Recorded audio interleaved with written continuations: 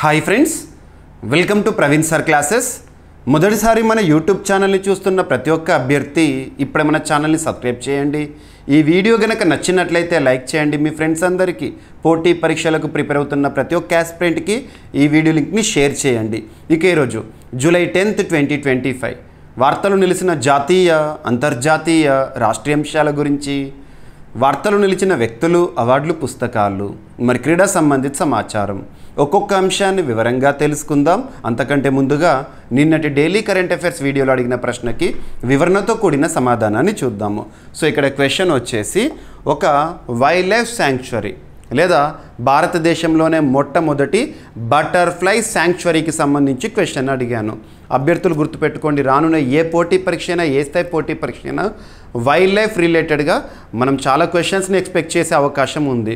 అందులో భాగంగా wild life sanctuaries లేదా టైగర్ రిజర్వ్స్, నేషనల్ పార్క్స్, ఇటీవల వైల్డ్ లైఫ్ ప్రాజెక్ట్స్ ఏవేవైతే వార్తలు నిలిచినాయి వాటి గురించి కానివ్వండి, వైల్డ్ లైఫ్ సెన్సస్కి సంబంధించి కానివ్వండి, ప్రతి ఒక్క టాపిక్ని కూడా మనం కవర్ చేస్తున్నాము.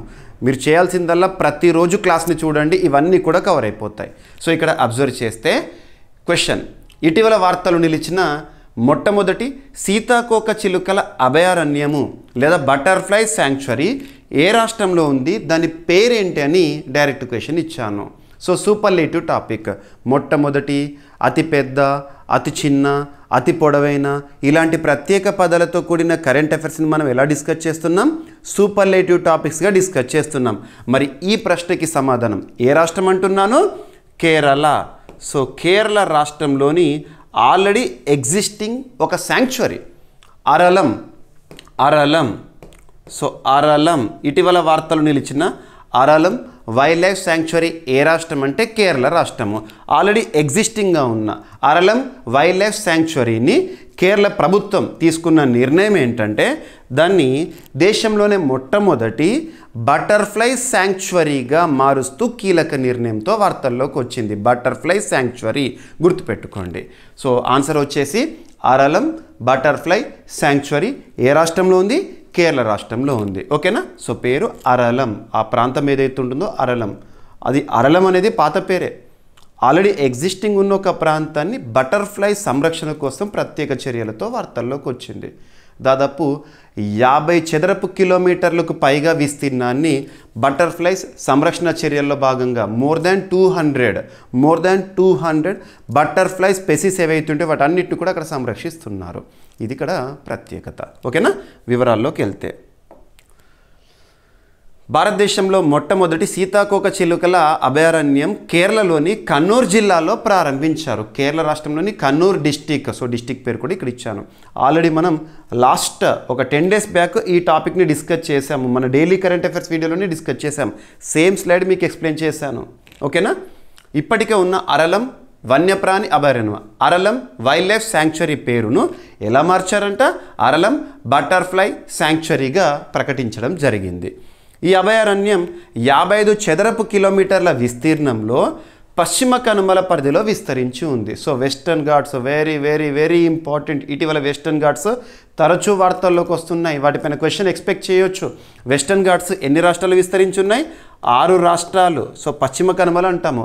6 రాష్ట్రాల పేర్లు కూడా గుర్తుపెట్టుకోండి: Gujarat, Maharashtra, Goa, Karnataka, Kerala, Tamil Nadu. Very very very important. ఇక వెస్టర్న్ ఘాట్స్లో హైయెస్ట్ పీక్ ఏంటి? అనైముడి. ఇంపార్టెన్స్ ఉన్న అంశం. ఓకేనా?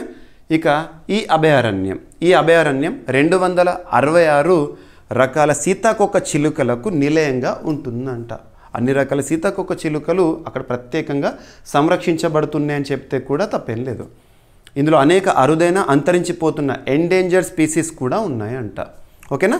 ఎన్ఎఫ్. దాదాపు 55 చదరపు కిలోమీటర్ల విస్తీర్ణంలో ఉన్న అరలం బటర్ఫ్లై శాంక్చురీ కేరళ సీతాకోక చిలుకలను సంరక్షించడం, వాటి జీవ వైవిధ్యాన్ని పరిరక్షించడం అనేది ఇక్కడ ఇంపార్టెంట్. ఓకేనా?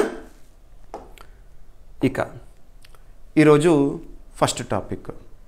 సో పోటీ పరీక్షల కోణంలో రానున్న ఏ పోటీ పరీక్ష అయినా, ఏ స్థాయి పోటీ పరీక్ష అయినా ద మోస్ట్ ఇంపార్టెంట్ టాపిక్గా ఈ టాపిక్ని చెప్పొచ్చు. ఒక టాపిక్కి ఇంపార్టెన్స్ ఉంటుంది అని ఎలా చెప్పొచ్చు అంటే, ఆ టాపిక్ తరచూ వార్తల్లో నిలుస్తున్నప్పుడు, రెగ్యులర్గా రిపీటెడ్గా ఆ తరహా అంశం వార్తల్లో నిలుస్తున్నప్పుడు. అలాంటి టాపిక్ని ఉదాహరణకు తీసుకుంటే లాస్ట్ 1 వీక్లోనే 4-5 సార్లు ఒకే టాపిక్ వార్తల్లోకి వచ్చింది. అదేంటంటే భారత ప్రధాని నరేంద్ర మోదీ గారిని వరించిన అంతర్జాతీయ పురస్కారం. ఒక్కొక్క దేశం ఇటీవల కాలంలో మీరు అబ్జర్వ్ చేస్తే భారత ప్రధాని గారు ఏ దేశ పర్యటన చేసినా కూడా ఆ దేశం సత్కారం చేస్తోంది. ఆ దేశంలోనే అత్యున్నత పురస్కారాన్ని ఇచ్చి ఒక టైటిల్ని ఇస్తూ సత్కరించడం చూస్తున్నాము. గత నెల మనం అబ్జర్వ్ చేస్తే జూన్ మంత్లో 3 దేశాల పర్యటనకు వెళ్ళడం జరిగింది భారత ప్రధాని నరేంద్ర మోదీ గారు. 3 దేశాలు సైప్రస్, క్రొయేషియా, కెనడా. అక్కడ సైప్రస్ దేశానికి సంబంధించిన అత్యున్నత పురస్కారం గురించి చూసాము లాస్ట్ మంత్ జూన్ మంత్లో. ఇక జూలై మంత్లో జూలై 2 నుండి భారత ప్రధాని గారు 8 రోజుల పర్యటన 5 దేశాల పర్యటన 2016 సంవత్సరం తర్వాత ఇంత సుదీర్ఘ పర్యటన లేదా 5 దేశాలను పర్యటించడం అనేది భారత ప్రధాని గారు మొదటిసారి. 5 దేశాలను ఒకే విజిట్లో మనం చూసాము. ఆ దేశాలు ఏంటి? Ghana, Trinidad and Tobago, Argentina, Brazil, చివరిగా నమీబియా. నమీబియా దేశ పర్యటనతో ఈ 5 దేశాల పర్యటన అనేది ముగియడం జరిగింది. Very very important. ఈ దేశాల పేర్లను కూడా గుర్తుపెట్టుకోండి, ఎగ్జామ్లో అడుగుతారు. 2025 జూలై నెలలో భారత ప్రధాని నరేంద్ర మోదీ గారు ఎన్ని దేశాల్లో పర్యటించారు? 8 రోజుల పర్యటనలో భాగంగా అంటే 5 దేశాలు. 5 దేశాల పేర్లను కూడా గుర్తుపెట్టుకోండి. నేను ఇక్కడ ఆర్డర్ చెప్పాను. ఘనా, తర్వాత ట్రినిడాడ్ అండ్ టొబాగో, తర్వాత అర్జెంటీనా, అక్కడి నుంచి బ్రెజిల్, అక్కడి నుంచి నమీబియా దేశ పర్యటనతో ముగిసింది. ఇక దాదాపు ఈ 5 దేశాల్లో కూడా ఒక్కొక్క పురస్కారం నరేంద్ర మోదీ గారిని వరించడం జరిగింది. ప్రతి దేశానికి సంబంధించి ఘనా అత్యున్నత పురస్కారం ఇచ్చింది, ట్రినిడాడ్ అండ్ టొబాగో అత్యున్నత పురస్కారం ఇచ్చింది, బ్రెజిల్ దేశానికి సంబంధించిన అత్యున్నత పురస్కారాన్ని చూసాము, నమీబియాకి సంబంధించి అత్యున్నత పురస్కారాన్ని ఈరోజు మనం వార్తల్లో చూస్తున్నాము. మరి అర్జెంటీనా ఏమిచ్చింది అంటే, అర్జెంటీనా దేశ రాజధాని బ్యూనస్ ఎయిర్స్ ఉంటుంది కదా, అక్కడ ఆ ప్రాంత మేయర్ ఎవరైతే ఉంటారో బ్యూనస్ ఎయిర్స్ మేయర్ వచ్చేసేసి తను భారత ప్రధాని గారికి కీ టు ద సిటీ అని ఒక పురస్కారాన్ని ఇచ్చి సత్కరించింది. అంటే అక్కడ కూడా ఒక టైటిల్ న్యూస్లోకి వచ్చింది. కాబట్టి ఈ 5 పేర్లు కూడా మనకి ఇంపార్టెంటే. అంతకంటే ముందుగా ఈ 4 దేశాల పేర్లతో పాటు, అంటే 4 దేశాలు ఇచ్చిన ఆ పేర్లతో పాటు మిగతా ఇప్పటివరకు భారత ప్రధాని గారు ఏ పురస్కారాలను స్వీకరించడం జరిగిందో అవన్నీ కూడా ఎగ్జామినేషన్ పాయింట్ ఆఫ్ వ్యూలో ఇంపార్టెన్స్.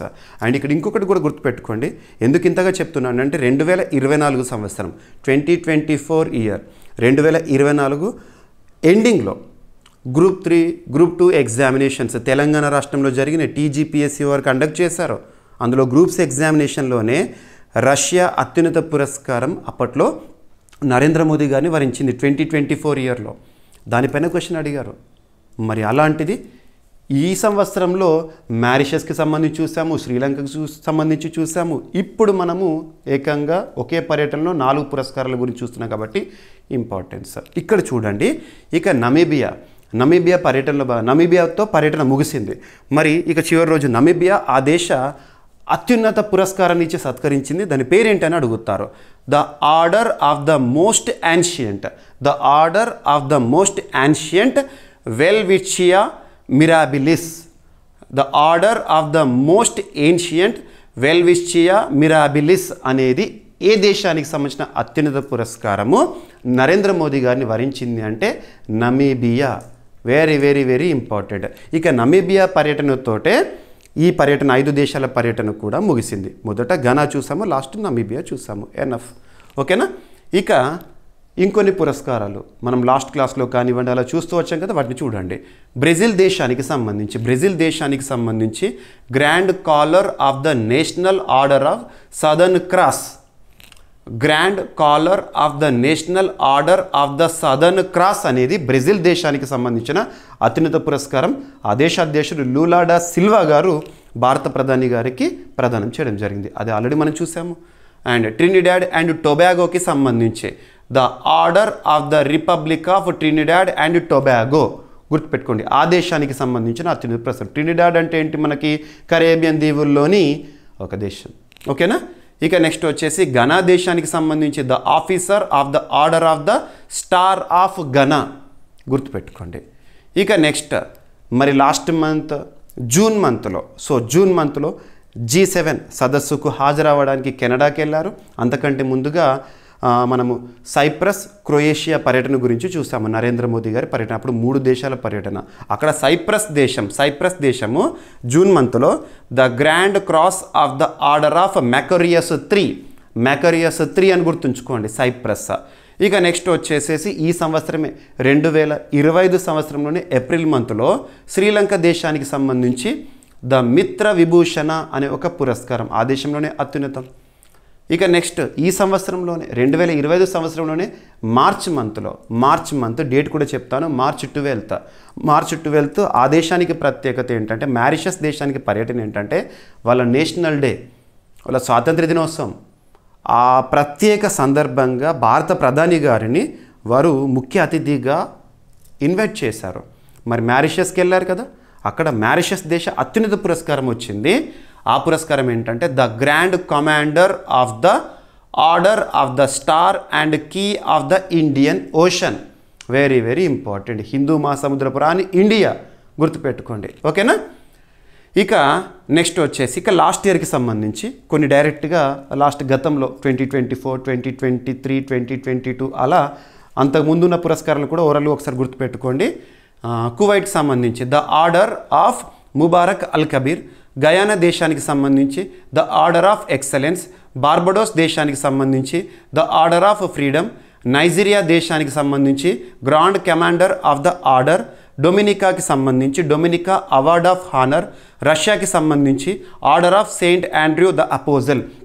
దీనిపైనే TGPSC వారు 2024 డిసెంబర్ ఆ సమయంలో జరిగిన గ్రూప్స్ ఎగ్జామినేషన్లో క్వశ్చన్ అడిగారు రష్యాకి సంబంధించి.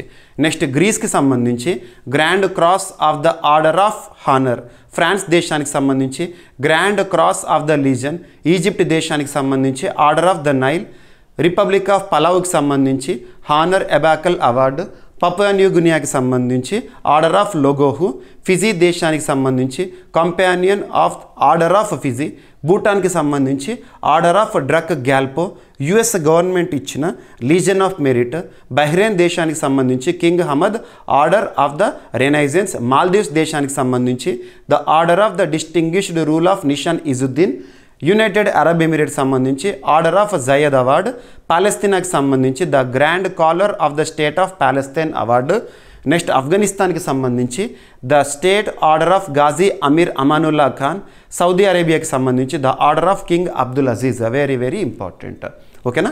సో ఇక్కడ ఘనా గురించి చూసాము, మనము ట్రినిడాడ్ అండ్ టొబాగోకి సంబంధించి చూసాము, బ్రెజిల్కి సంబంధించి చూసాము, అండ్ నమీబియాకి సంబంధించి చూసాము. సో నమీబియాకి సంబంధించిన అత్యున్నత పురస్కారము వరించడం జరిగింది 27th honour, international honour Narendra మోదీకి సంబంధించి. ఈ 27 గ్లోబల్ హానర్స్ అన్నీ కూడా మనం డిస్కస్ చేసాం.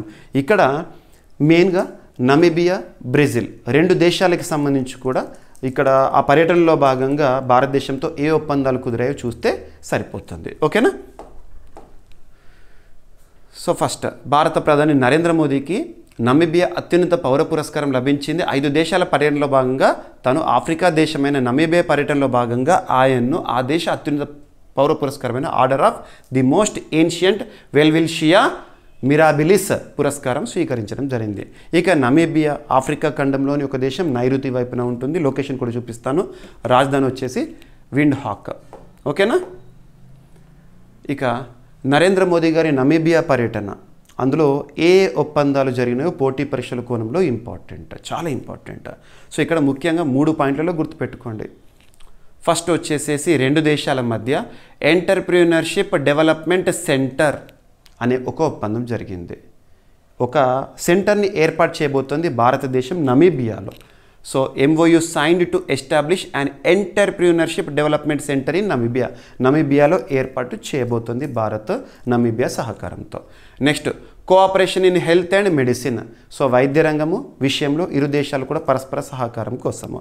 నెక్స్ట్ వచ్చేసి లెటర్స్ ఆఫ్ యాక్సెప్టెన్స్ ఫర్ నమీబియాని జాయిన్ కమ్మని అడిగారు. ఏ గ్రూప్లో అంటే CDRI అనే ఒక గ్రూప్లో. So coalition for disaster resilience, so ఒక గ్రూప్లో జాయిన్ కమ్మని భారత్ నమీబియాని అడిగింది. 2019 సంవత్సరంలో ఈ CDRI అనేది ఏర్పడింది విపత్తుల నిర్వహణకు సంబంధించి. అండ్ నెక్స్ట్ ఇంకొక అలయన్స్ ఏంటంటే 2023 సంవత్సరంలో భారత్ ఆధ్వర్యంలో, భారత ఆతిథ్యంలో, భారతదేశంలో సెప్టెంబర్ మంత్ 2023లో G20 శిఖరాగ్ర సమావేశం జరిగింది కదా. ఆ సమయంలో భారత్ అధ్యక్ష బాధ్యతలు ఉన్నప్పుడు 2023లో ప్రతిపాదించిన ఒక అలయన్స్ గ్లోబల్ బయోఫ్యూయల్స్ అలయన్స్లో నమీబియాని ఆహ్వానించింది భారత్. గుర్తుపెట్టుకోండి. ఇక నమీబియా ఎక్కడ ఉంటుంది? ఆఫ్రికా ఖండంలోని నైరుతి వైపున ఉంటుంది. ఓకేనా? So very very very important. South వెస్ట్లో ఉంటుంది సింపుల్గా. ఓకేనా? ఇక ఈ ఒప్పందాలు మరొకసారి చూడండి, తెలుగులో చూడండి. వ్యాపారాభివృద్ధి కేంద్రం ఏర్పాటు కోసం ఇరు దేశాల మధ్య ఒప్పందము. నమీబియాలో ఎంటర్ప్రీనర్షిప్ డెవలప్మెంట్ సెంటర్ ఏర్పాటు కోసం భారత్ నమీబియా మధ్య అవగాహన ఒప్పందం కుదిరింది. దీని ద్వారా జరిగేది ఏంటంటే స్థానిక యువతలో వాణిజ్య నైపుణ్యాలు, ఉపాధి అవకాశాలు ఇవ్వబోతున్నారు. స్థానిక యువత ఎప్పుడైనా డెమోగ్రాఫిక్ డివిడెండ్ని ఎంత అద్భుతంగా ఉపయోగించుకుంటే ఆ దేశము అంతగా ఎకనామిక్ గ్రోత్ని కూడా చూస్తుంది. సో నమీబియాలో ఒక సెంటర్ని ఎస్టాబ్లిష్ చేసి యువతలో నైపుణ్యాభివృద్ధి కోసం భారత్ సహకరించనుంది. ఇక నెక్స్ట్ వచ్చేసి హెల్త్ అండ్ మెడిసిన్ ఫీల్డ్లో ఒప్పందం అని చెప్పాను కదా. 2 దేశాల మధ్య ఆరోగ్య వైద్య రంగాల్లో సహకారాన్ని మెరుగుపరిచేందుకు ఒప్పందము. ఈ ఒప్పందం ద్వారా ప్రజారోగ్య వ్యవస్థల బలోపేతం జరుగుతుంది. సాంకేతిక భాగస్వామ్యం, వైద్య నిపుణుల మార్పిడిని కూడా ప్రోత్సహిస్తుంది ఇరు దేశాల మధ్య. ఇక next CDRI very very important. కోalition for disaster resilient infrastructure. CDRI కోalition for disaster resilience అని గుర్తుంచుకోండి. సో ఈ గ్రూప్ ఏదైతే ఉంటుందో 2019 సంవత్సరంలో భారత ప్రభుత్వం తీసుకొచ్చింది. సో ఇందులో భారత్ నమీబియాని ఆహ్వానించింది. నెక్స్ట్ అంతర్జాతీయ స్థాయిలో జీవ ఇంధనాలను ప్రోత్సహించేందుకు గ్లోబల్ బయోఫ్యూయల్ అలయన్స్లో కూడా నమీబియాను అడిగారు, రమ్మని చెప్పారు. సో జాయిన్ అవుతుంది. ఇదొకటి కూడా ఇంపార్టెంట్. ఓకేనా? ఇక ఎక్స్ట్రా ఇన్ఫర్మేషన్ నమీబియాకి సంబంధించి ఈ మధ్యకాలంలో వైల్డ్ లైఫ్ రిలేటెడ్గా ఒక టాపిక్ని మనం డిస్కస్ చేయొచ్చు. వైల్డ్ లైఫ్ రిలేటెడ్గా అదేంటంటే మనకు భారతదేశంలో వైల్డ్ లైఫ్ సంబంధించి చాలా ప్రాజెక్ట్స్ అనేవి వార్తల్లో చూస్తూ ఉంటాము. సో అందులో ప్రాజెక్ట్ చీతా 2022 సంవత్సరం మనం చూసాం కదా. 2022 సెప్టెంబర్ 17న అంతరించిపోయిన చిరుతలను, అప్పటికే అంతరించిపోయిన చిరుత లేదా చీతాలను భారతదేశంలో పునఃప్రవేశపెట్టడం జరిగింది. మధ్యప్రదేశ్లోని కునో నేషనల్ పార్క్లో. ఎక్కడి నుండి తీసుకొచ్చారు ఆ చీతాలని? నమీబియా నుండి తీసుకొచ్చారు. African cheetahs from Namibia. So project చీతాలో భాగంగా మొదటిసారి చీతాస్ని భారతదేశంలో పునఃప్రవేశపెట్టినప్పుడు ఆ చీతాలను ఎక్కడి నుండి అంటే ఆఫ్రికా ఖండంలోని నమీబియా దేశం నుండి. Very very very important. ఈ పాయింట్ని లింక్ చేసుకోండి. ఇక 2022 CDRI అనేది so coalition for disaster resilient infrastructure అని చెప్పేసి ఒక గ్రూప్ చెప్పాను కదా. 2019లో భారత్ ప్రారంభించిన అంతర్జాతీయ వేదిక. ఇది ముఖ్యంగా ప్రకృతి వైపరీత్యాలు, విపత్తులకు నిర్వహించే మౌలిక సదుపాయాల నిర్మాణం కోసం ఉద్దేశించబడింది 2019. ఇక next global biofuel alliance G20 meeting జరిగింది కదా భారత ఆధ్వర్యంలో. ఆ సందర్భంగా ప్రారంభించబడింది. జీవ ఇంధనాల వాడకాన్ని ప్రోత్సహించడం అనేది దీని యొక్క ఉద్దేశము. ఇక భారత్ ఆఫ్రికా దేశాలతో భాగస్వామ్యాన్ని పెంపొందించుకునేందుకు ఇప్పటికే ఆఫ్రికా ఇండియా ఫోరం సమ్మిట్ అనేది నిర్వహించడం జరుగుతుంది. ఇప్పటివరకు 3 సమ్మిట్లు జరిగినాయి. ఒక 2008, 2011, 2015. ఎందుకంటే భారత్ ఆఫ్రికా ఖండంలోని దేశాలకు ఇంపార్టెన్స్ ఇస్తుంది డిప్లొమసీలో భాగంగా. అందులో భాగంగా ఒక ఫోరం ఏంటిది? అది ఆఫ్రికా ఇండియా ఫోరం సమ్మిట్. ఇప్పటికి 3 సార్లు జరిగింది, చివరిసారి 2015. ఇక భారత్ ఆఫ్రికా వాణిజ్యము, భారతదేశానికి ఆఫ్రికా ఖండానికి మధ్య వాణిజ్యము $100 బిలియన్లకు చేరుకుంది. $100 బిలియన్ చేరుకుంది. ఓకేనా? మరింత పెంచాలని ఉద్దేశము. ఓకేనా? అండ్ ఈ పర్యటనలో భాగంగానే 5 దేశాల పర్యటనలో భాగంగా బ్రెజిల్లో జరిగిన bricks summit very very important. ఆ సమ్మిట్ గురించి ఆల్రెడీ మనం వీడియోలో డిస్కస్ చేయడం జరిగింది, మీరు చూడవచ్చు. ఓకేనా? సో ఇక్కడ భారత్ బ్రెజిల్ వాణిజ్య లక్ష్యాన్ని నిర్దేశించుకున్న ఇరు దేశాలు కూడా భారత ప్రధాని నరేంద్ర మోదీ గారు అండ్ నెక్స్ట్ వచ్చేసి బ్రెజిల్ అధ్యక్షుడు లూలా డా సిల్వా గారు. ఓకేనా? సో బ్రిక్స్ సమ్మిట్ ముగిసిన తర్వాత ద్వైపాక్షిక సంబంధాల భాగంగా 2030 సంవత్సరం నాటికి ఇరు దేశాల వాణిజ్యం అంటే ఏంటి? ఎగుమతులు దిగుమతులు, ట్రేడ్. సో ఎగుమతులు దిగుమతులు అనేవి $20 బిలియన్ చేర్చాలి అని ఇరు దేశాలు కూడా ఒప్పందాన్ని కుదుర్చుకోవడం జరిగినాయి. సో ఇక్కడ సౌత్ అమెరికా కాంటినెంట్లోని ఒక దేశం Brazil, right? Brasilia is the capital. So ప్రధాని నరేంద్ర మోదీ గారు బ్రెజిల్తో ద్వైపాక్షిక వాణిజ్యాన్ని ప్రస్తుతం ఎంతంటే $12.2 బిలియన్ దాన్ని $20 బిలియన్ పెంచాలని లక్ష్యంగా నిర్ణయించుకున్నారు. సో భారత్ బ్రెజిల్ మధ్య వాణిజ్య ఒప్పందం అని చెప్పొచ్చు. బ్రెజిల్లో అధికారిక పర్యటన సందర్భంగా బ్రెజిల్ అధ్యక్షుడు లూయిస్ ఇనాజియో లూలా సిల్వా గారితో కలిసి నిర్వహించిన ఉమ్మడి విలేకరుల సమావేశంలో ఈ లక్ష్యాన్ని ప్రకటించారు. 2030 నాటికి బ్రెజిల్తో మన వాణిజ్యం ఎంతకు చేరాలని టార్గెట్గా పెట్టుకున్నారు. ఎగ్జామినేషన్లో డైరెక్ట్ అడుగుతారు. ఓకేనా. ఇక బ్రెజిల్లో కూడా యూపీఐ పేమెంట్స్ ఇన్ఫ్రాస్ట్రక్చర్ కోసం భారత్ సహకరిస్తుంది అని చెప్పేసి కూడా చెప్పారు. ఓకేనా. ఇక ద్వైపాక్షిక సహకారానికి ఎంపిక చేసిన కీలక రంగాలు 2 దేశాలు భారత్ బ్రెజిల్ ఏంటంటే ఒకటి వ్యవసాయ రంగము, second food processing, 3 digital public infrastructure, next అంతరిక్ష సాంకేతిక పరిజ్ఞానం స్పేస్ టెక్నాలజీలో సహకారము, నెక్స్ట్ అగ్రిటెక్ మరియు విలువ జోడించిన ఆహార పదార్థాల ఎగుమతులు. రైట్. So Brazil. సో ఈ విధంగా 5 దేశాల పర్యటనలో భాగంగా చివరిగా నమీబియాతో ముగిసింది. అండ్ ఇక 5 దేశాల పర్యటనలో భాగంగా ఏ దేశం ఏ అత్యున్నత పురస్కారాన్ని భారత ప్రధాని నరేంద్ర మోదీ గారికి ఇవ్వడం జరిగింది. అండ్ ఇంకొకటి 5 దేశాలు అన్నిటికంటే ఇంపార్టెంట్ ఏంటంటే బ్రెజిల్. ఎందుకు బ్రెజిల్ అంటున్నానంటే అక్కడే కదా ఇటీవల కాలంలో బ్రిక్స్ సమ్మిట్ జరిగింది కాబట్టి అది ఇంపార్టెంట్. 17th బ్రిక్స్ సమ్మిట్ ఆ థీమ్ ఆల్రెడీ మనం డిస్కస్ చేసాము, చూడొచ్చు. ఓకేనా. భారత్ నుంచి బ్రెజిల్కు ఏమేమి ఎగుమతులు అవుతాయి అని చెప్పేసి ఔషధాలు, పెట్రోలియం ఉత్పత్తులు, ఎలక్ట్రానిక్స్. మరి బ్రెజిల్ నుంచి భారత్కి మనం ఏం దిగుమతి చేసుకుంటామంటే ముడి చమురు, చక్కెర, ఖనిజాలు. ఓకేనా, గుర్తుపెట్టుకోండి. ఇక బ్రెజిల్ భారతదేశంతో బ్రిక్స్, ఐబిఎస్ఏ వంటి అంతర్జాతీయ సమూహాల్లో భాగస్వామిగా ఉంది. ఓకేనా. ఐబిఎస్ఏ అంటే India, Brazil, south Africa. So very important. ఇక్కడ మన నెక్స్ట్ టాపిక్ వచ్చేసేసి వెరీ ఇంపార్టెంట్ టాపిక్, యూరోజోన్లోకి బల్గేరియా. ఇటీవల కాలంలో కొన్ని ఇంటర్నేషనల్ అలయన్సులు కానివ్వండి, ఇంటర్నేషనల్ ఇన్స్టిట్యూషన్స్ కానివ్వండి, వాటిల్లో నూతన సభ్యత్వాన్ని స్వీకరిస్తూ ఏదైనా ఒక దేశం వార్తల్లోకి వచ్చింది అంటే దాని గురించి గుర్తుపెట్టుకోవాల్సిందే. ఎగ్జామినేషన్లో అడుగుతారు. మనం అలా చాలా అంశాలను చూస్తున్నాము. ఇటీవల కాలంలో ఏడీబీలో నూతన సభ్యత్వం అని చెప్పేసేసి మనం ఇజ్రాయెల్ గురించి చూసాము, 69th మెంబర్ అని చెప్పేసేసి.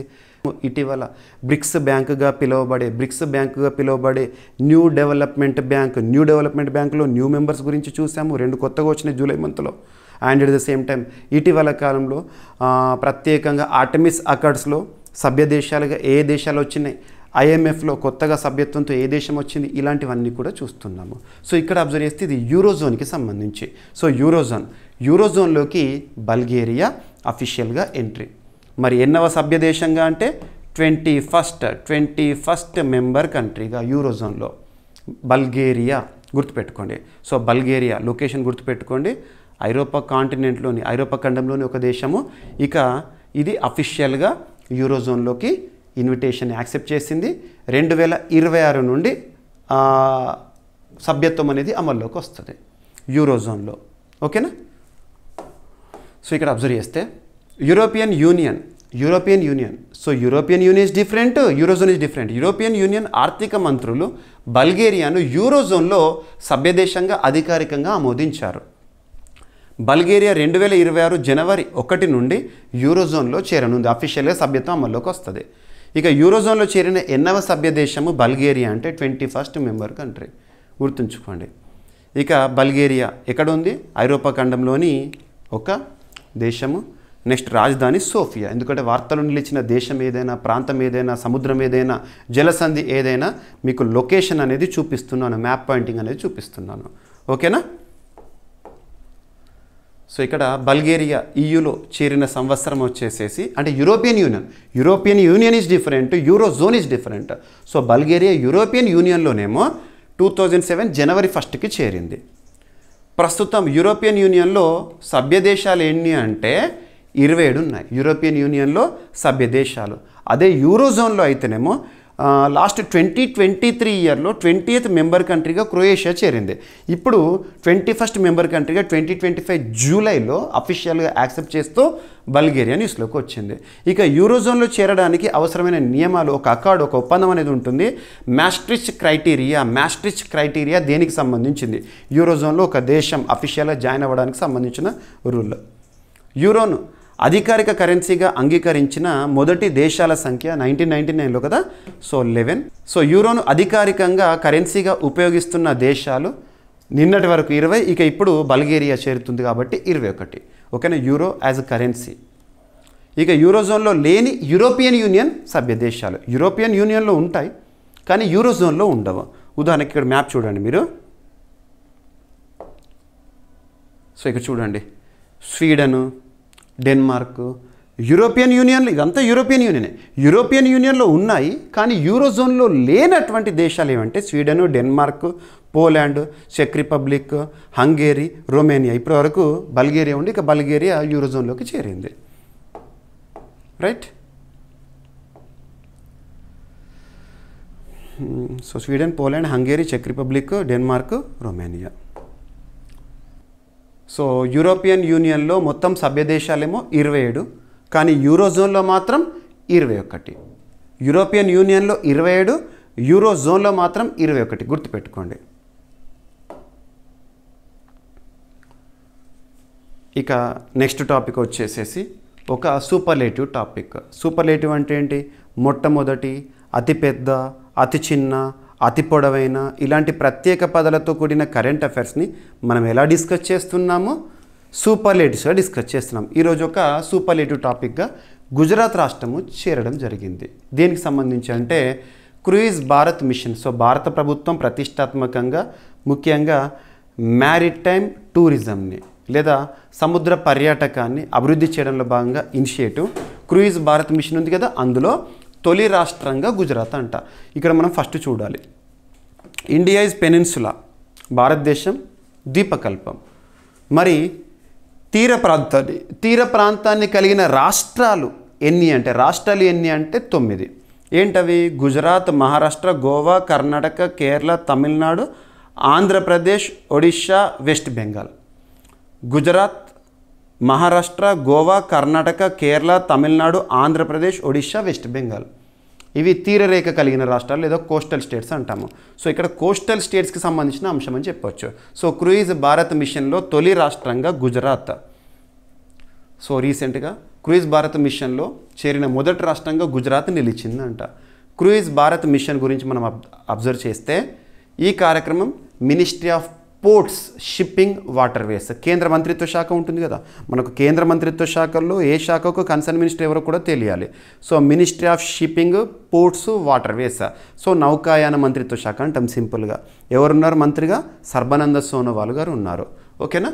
సో ఆ మంత్రిత్వ శాఖకి సంబంధించిన ఒక ప్రతిష్టాత్మక కార్యక్రమమే క్రూయిజ్ భారత్ మిషన్. ఎగ్జామ్లో అడుగుతారు, క్రూయిజ్ భారత్ మిషన్ అనేది ఏ మంత్రిత్వ శాఖ పరిధిలోని అంశం అంటారు? So ministry of ports. దేశంలో క్రూయిజ్ అంటే జల పర్యాటకం యొక్క అపార అవకాశాలను పెంపొందించడము ఈ క్రూయిజ్ భారత్ మిషన్ యొక్క ఉద్దేశము. ఇక గుజరాత్ చేరిక ప్రాముఖ్యత. సో గుజరాత్ కోస్టల్ లైన్ ప్రత్యేకత మనందరికీ తెలుసు కదా. దేశంలో పోటీకి తగిన క్రూయిజ్ టూరిజం వ్యవస్థను ఏర్పాటు చేయాలన్న భారత ప్రభుత్వ లక్ష్యంలో ఇది కీలక ముందడుగు.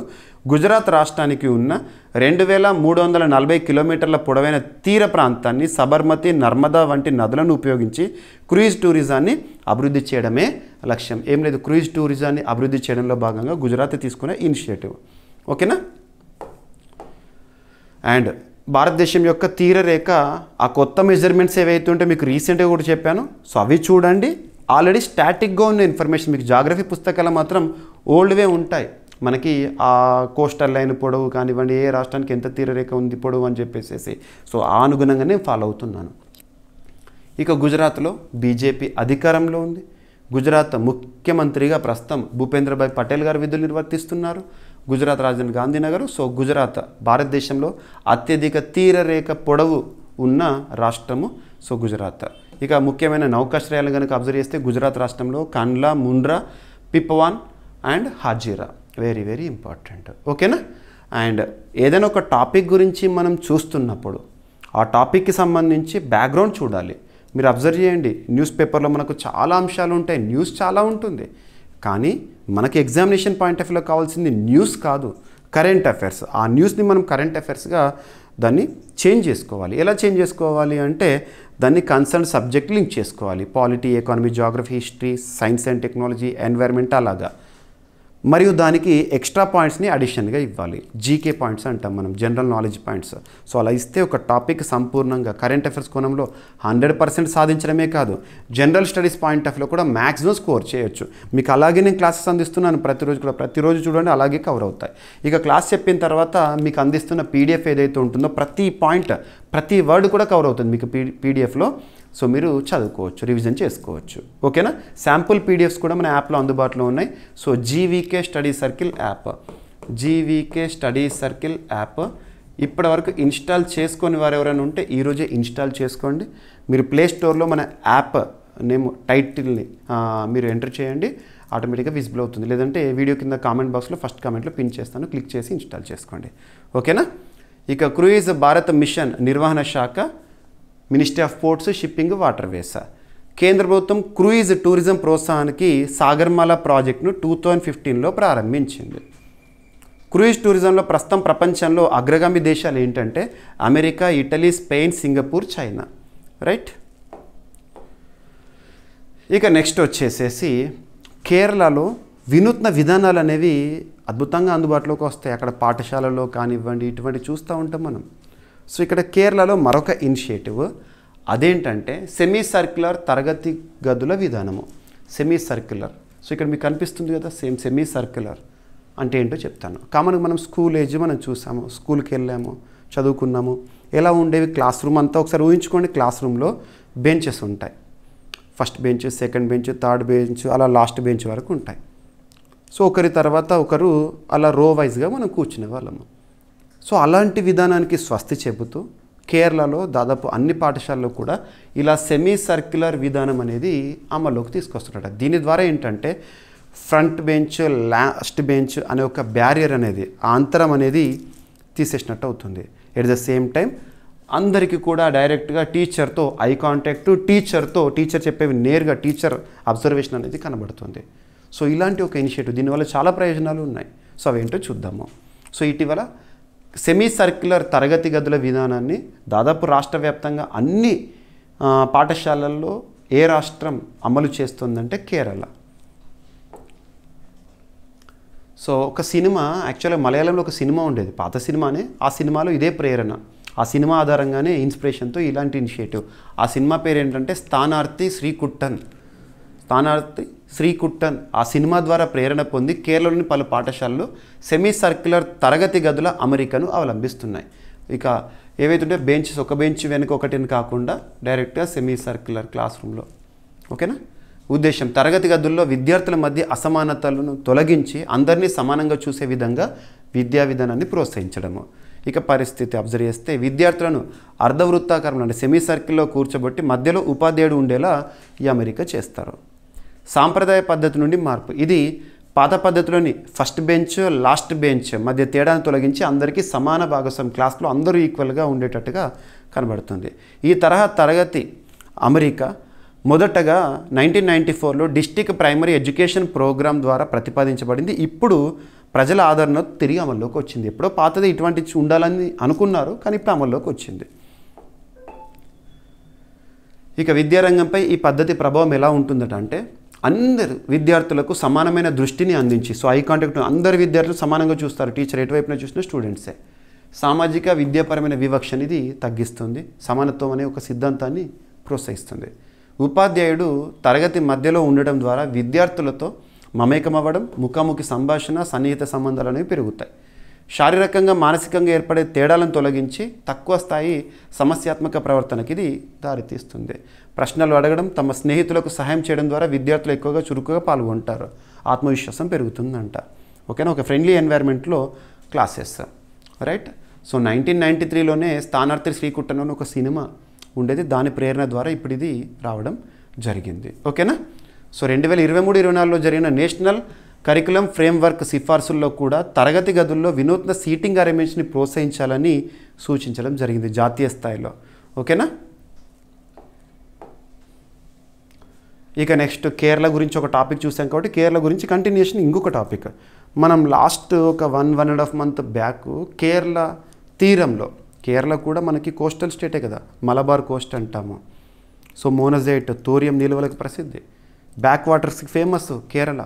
అటువంటి కేరళ రీసెంట్గా మనం కేరళకు సంబంధించి విజింజం పోర్ట్ అని ఒకటి చూసాము, చాలా ప్రత్యేకం, సూపర్లేటివ్. దాని నుండి కొచ్చి పోర్ట్ ఒకటి. సో కొచ్చి పోర్టుకు సమీపంలో ఒక షిప్, లైబీరియా దేశానికి చెందిన ఒక షిప్ అనేది ప్రమాదానికి గురైంది. ఆ షిప్ గురించి మనం అంతా డిస్కస్ చేసాం ఆల్రెడీ. ఆ విపత్తు ఏదైతే ఉంటుందో, ఇప్పుడు ఏదన్నా వాటర్ పైన ఏదైనా షిప్ ఇలా ప్రమాదానికి గురైంది అనుకోండి, అది ఎకోసిస్టమ్, మెరైన్ ఎన్వైర్న్మెంట్కి ఎంత డేంజర్ అంటే ఇందులో పెద్ద పెద్ద లోడ్ ఉంటుంది, బ్యారల్స్ ఆఫ్ పెట్రోలియం ఉంటుంది. అదేమవుతుంది, వాటర్ పైన పడుతుంది. వాటర్ పైన పడేసరికి ఏమవుతుంది, ఆయిల్ అనేది నీటిపైన ఏ లక్షణాన్ని కలిగి ఉంటుంది, తేలియాడే లక్షణం కలిగి ఉంటుంది. సో దట్టమైన అటులాంటి నిర్మాణం ఏర్పడుతుంది. దీని ద్వారా ఏమవుతుందంటే సముద్రం లోపల ఉండే జీవరాశులు ఉంటాయి కదా, మెరైన్ ఎకోసిస్టమ్ దెబ్బతింటుంది. ఎందుకంటే సమస్త జీవులకు ఈ భూమిపైన సూర్యరశ్మి కావాలి, సూర్యకిరణాలు కావాలి. మరి అటువంటి సూర్యకిరణాలు పెనెట్రేట్ అవ్వవు, ఆక్సిజన్ అందుబాటులో ఉండదు. సో మెరైన్ ఎన్వైర్న్మెంట్ మొత్తం డిస్టర్బ్ అవుతుంది. దాన్ని ఆయిల్ స్పిల్లింగ్ అంటాం, చాలా ప్రమాదకరం. మరి అటువంటిది, అలాంటి విపత్తు రీసెంట్గా కేరళ రాష్ట్ర ప్రభుత్వం స్టేట్ డిజాస్టర్గా ప్రకటించిన విపత్తు ఏదైతుందో దాని విషయంలో ఒక చట్టం అనేది న్యూస్లోకి వచ్చింది. సో కేరళ రాష్ట్ర ప్రభుత్వం న్యాయస్థానాన్ని ఆశ్రయించింది. మరి ఇలా లైబీరియా షిప్ ప్రమాదం ఏదైతే ఉంటుందో దాని ద్వారా తీవ్ర నష్టం జరిగింది. ఆ నష్టాన్ని మేము పొందాలనుకుంటున్నాం వాళ్ళ నుండి చెప్పేసి కేసు వేశారు. అలా కేసు వేసేసరికి ఆ షిప్ను ఎక్కడికి కదలకుండా ఇక పక్కన పెట్టేసేసారు, స్టే వేశారు దానిపైన. సో ఆ సందర్భంగా వార్తల్లోకి వచ్చిన ఒక చట్టం, వెరీ వెరీ ఇంపార్టెంట్. చాలా రేర్గా వస్తాయి ఇటువంటి చట్టాలు, న్యూస్లోకి వచ్చినప్పుడు చూడాలి. అలా రేర్గా కనబడుతున్నాయి కాబట్టి ఎగ్జామినేషన్లో కనబడేందుకు అవకాశాలు ఎక్కువగా ఉంటాయి. సో చట్టం పేరు ఏంటంటే the admiralty jurisdiction and settlement of maritime claims. పేరు చూడండి, మ్యారిటైమ్ క్లెయిమ్ కోసము, సముద్రంలో జరిగిన ప్రమాదానికి క్లెయిమ్ని పొందడం కోసం ఉద్దేశించబడిన ఒక చట్టము. ఏ సంవత్సరం అంటారు? ఏదైనా ఒక చట్టం గురించి నేర్చుకుంటున్నప్పుడు ఖచ్చితంగా కన్సర్న్ ఇయర్ అనేది ఇంపార్టెంట్. 2007, 2017 సంవత్సరంలో సముద్ర ప్రాంతంలో గనక ఏదైనా ప్రమాదం జరిగితే ఆ ప్రమాదం విషయంలో నష్టపరిహారాన్ని పొందేందుకు ఆయా రాష్ట్ర ప్రభుత్వాలకు కానివ్వండి ఇటువంటి అవకాశాన్ని కల్పించే చట్టము ఏంటంటే the admiralty jurisdiction and settlement of maritime claims act. ఇక కొంత డెప్త్లోకి వెళ్దాము. సో కేరళ ప్రభుత్వ అభ్యర్థన మేరకు లైబీరియా దేశానికి చెందిన ఎంఎస్సి అనే ఒక నౌకను కేరళ హైకోర్టు ఇటీవల అదుపులోకి తీసుకుంది. కేరళ కేసు వేసింది, కేరళ హైకోర్టు దాన్ని అదుపులోకి తీసుకుంది. సముద్ర పర్యావరణ వ్యవస్థకు దాదాపు 9,531 కోట్ల రూపాయల మేర నష్టం కలిగించినందుకు పరిహారం కోరుతూ రాష్ట్ర ప్రభుత్వం అడ్మిరాల్టీ చట్టం ప్రకారం కోర్టును ఆశ్రయించింది. ఈ చట్టం ప్రకారం మాకు నష్టం కలిగింది కాబట్టి మాకు ఆ క్లెయిమ్ని అందించడం మీ బాధ్యత అని చెప్పేసి కోర్టు దృష్టికి తీసుకెళ్లారు. భారత్లో సముద్ర పర్యావరణ హానిపై ఈ చట్టాన్ని ఉపయోగించడం అనేది అరుదైన కీలకమైన పరిణామం. వెరీ రేర్గా న్యూస్లోకి వస్తుంది అటువంటిది కేరళ ఇప్పుడు ఈ చట్టం ఆధారంగా ఈ నష్టాన్ని పొందాలనుకుంటున్నారు. సో ఈ చట్టం గురించి, ఇది సముద్ర సంబంధిత వివాదాల పరిష్కారానికి, నౌకల అదుపు, పరిహారాల అమలుకు సంబంధించిన జాతీయ స్థాయి చట్టము. ఓకేనా, డైరెక్ట్ చూడవచ్చు. సో భారతీయ సముద్ర జలాల్లో జరిగే వివాదాల పరిష్కారం కోసం పాత చట్టాలను ఆధునీకరించి సమీకరించి రూపొందించిన చట్టం ఇది 2017లో. ఈ చట్టం యొక్క ముఖ్య ఉద్దేశాలు ఏంటంటే సముద్ర సంబంధ వివాదాల పరిష్కారానికి ఒక సమగ్ర ఏకరీతి చట్ట వ్యవస్థను ఏర్పాటు చేయడము. సముద్ర వివాదాలు కానివ్వండి, పరిష్కారాల కోసము, నష్టాలకు సంబంధించి కానీ. బ్రిటిష్ కాలంలో 1861, 1890 నాటి పాత చట్టాల స్థానంలో తీసుకొచ్చిన కొత్త చట్టం ఇది. 2017 నరేంద్ర మోదీ గారి ప్రభుత్వం కొంతమంది హైకోర్టులకు మాత్రమే పరిమితమైన జలాధికార పరిధిని విస్తరించి మరికొన్ని హైకోర్టులకు కూడా ఈ అధికారము కల్పించడం అనేది ఉద్దేశము. సో ఈ చట్టం పార్లమెంట్ ద్వారా ఆమోదించబడింది ఎప్పుడంటే 2017 ఆగస్టు 9th. అమల్లోకి వచ్చిన తేదీ ఏప్రిల్ 1, 2018. ఈ చట్టం ప్రకారం నౌకను అరెస్ట్ చేయడం అంటే ఏంటంటే కోర్టు ఆదేశాలతో ఆ నౌకలను కదలకుండా తదుపరి ఉత్తర్వుల వరకు స్టే విధించడం, నిలిపివేయడం ఆ నౌక పైన. భారతదేశంలో అడ్మిరాల్టీ వివాద పరిష్కారం కోసం ప్రత్యేక న్యాయస్థానాల స్థాపనకు కూడా ఈ చట్టంలో ప్రాధాన్యం ఇవ్వబడింది. స్పెషల్ కోర్ట్స్ కూడా ఏర్పాటు చేయొచ్చు అంట, కానీ వెరీ రేర్ కాబట్టి ఏర్పాటు చేయలేదు. ఓకేనా, సో సరిపోతుంది. అంతర్జాతీయ స్థాయిలో సముద్ర వివాదాలను పరిష్కరించడానికి చాలా చట్టాలు ఉన్నాయి. ఉదాహరణకి అన్క్లోస్ అంటే ఏంటి? United Nations Convention on the Law of the Sea, very very important. ఇటువంటి చూడండి సముద్ర సంబంధిత అంశాలు కూడా ఇటీవల చాలా మనం డిస్కస్ చేసాము. లాస్ట్ మంత్ జూన్ 9th నుండి 13th వరకు నీస్ ప్యారిస్ వేదికగా United Nations Ocean Conference 3rd edition అనేది జరిగింది. సో 3rd ఎడిషన్ UNOC 3 సమావేశం వెరీ వెరీ ఇంపార్టెంట్. అటువంటివి చూడండి. హై సీస్ ట్రీటీ అంటే ఏంటి, ఇటువంటివి చూడండి, వెరీ వెరీ ఇంపార్టెంట్. అవన్నీ కూడా ఒకటే చెప్తాను, ప్రతిరోజు క్లాస్లో చూస్తే అవన్నీ కూడా మీకు కవర్ అయిపోతాయి. ఓకేనా. మరి ఈ అంక్లోస్ అంతర్జాతీయ ఒప్పందం ఉంది కదా, అందులో భారతదేశము ఆ ఒప్పందాన్ని ఎప్పుడు రాటిఫై చేసింది, ఆమోదించింది అంటే 1995లో. ఇది ఎగ్జామినేషన్లో ఇంపార్టెంట్ బిట్. ఇక నెక్స్ట్ వచ్చేసేసి ర్యాంకింగ్స్ లేదా రిపోర్ట్స్. పోటీ పరీక్షల కోణంలో ర్యాంకింగ్స్, ఇండిసెస్, రిపోర్ట్స్ అనే టాపిక్ చాలా ఇంపార్టెంట్. ఏదైనా ఒక ర్యాంకింగ్కి సంబంధించి కానీ, రిపోర్ట్కి సంబంధించి కానీ, ఇండిసెస్కి సంబంధించి కానీ చూస్తున్నప్పుడు వేటిపైన మనం బేసిక్గా ఫోకస్ చేయాలంటే, వార్తలు నిలిచిన ఆ రిపోర్ట్ లేదా ర్యాంకింగ్, ఆ ఇండిసెస్ని ఎవరు రిలీజ్ చేశారు, ఎవరు అంటే ఏ సంస్థ, ఆ సంస్థ ర్యాంకింగ్స్ని ఏ ప్రాతిపదికన ఇచ్చింది, ఏ అంశం ఆధారంగా ఇచ్చింది, ఆ సంస్థ యొక్క ప్రధాన కేంద్రం ఇక్కడ సరిపోతుంది.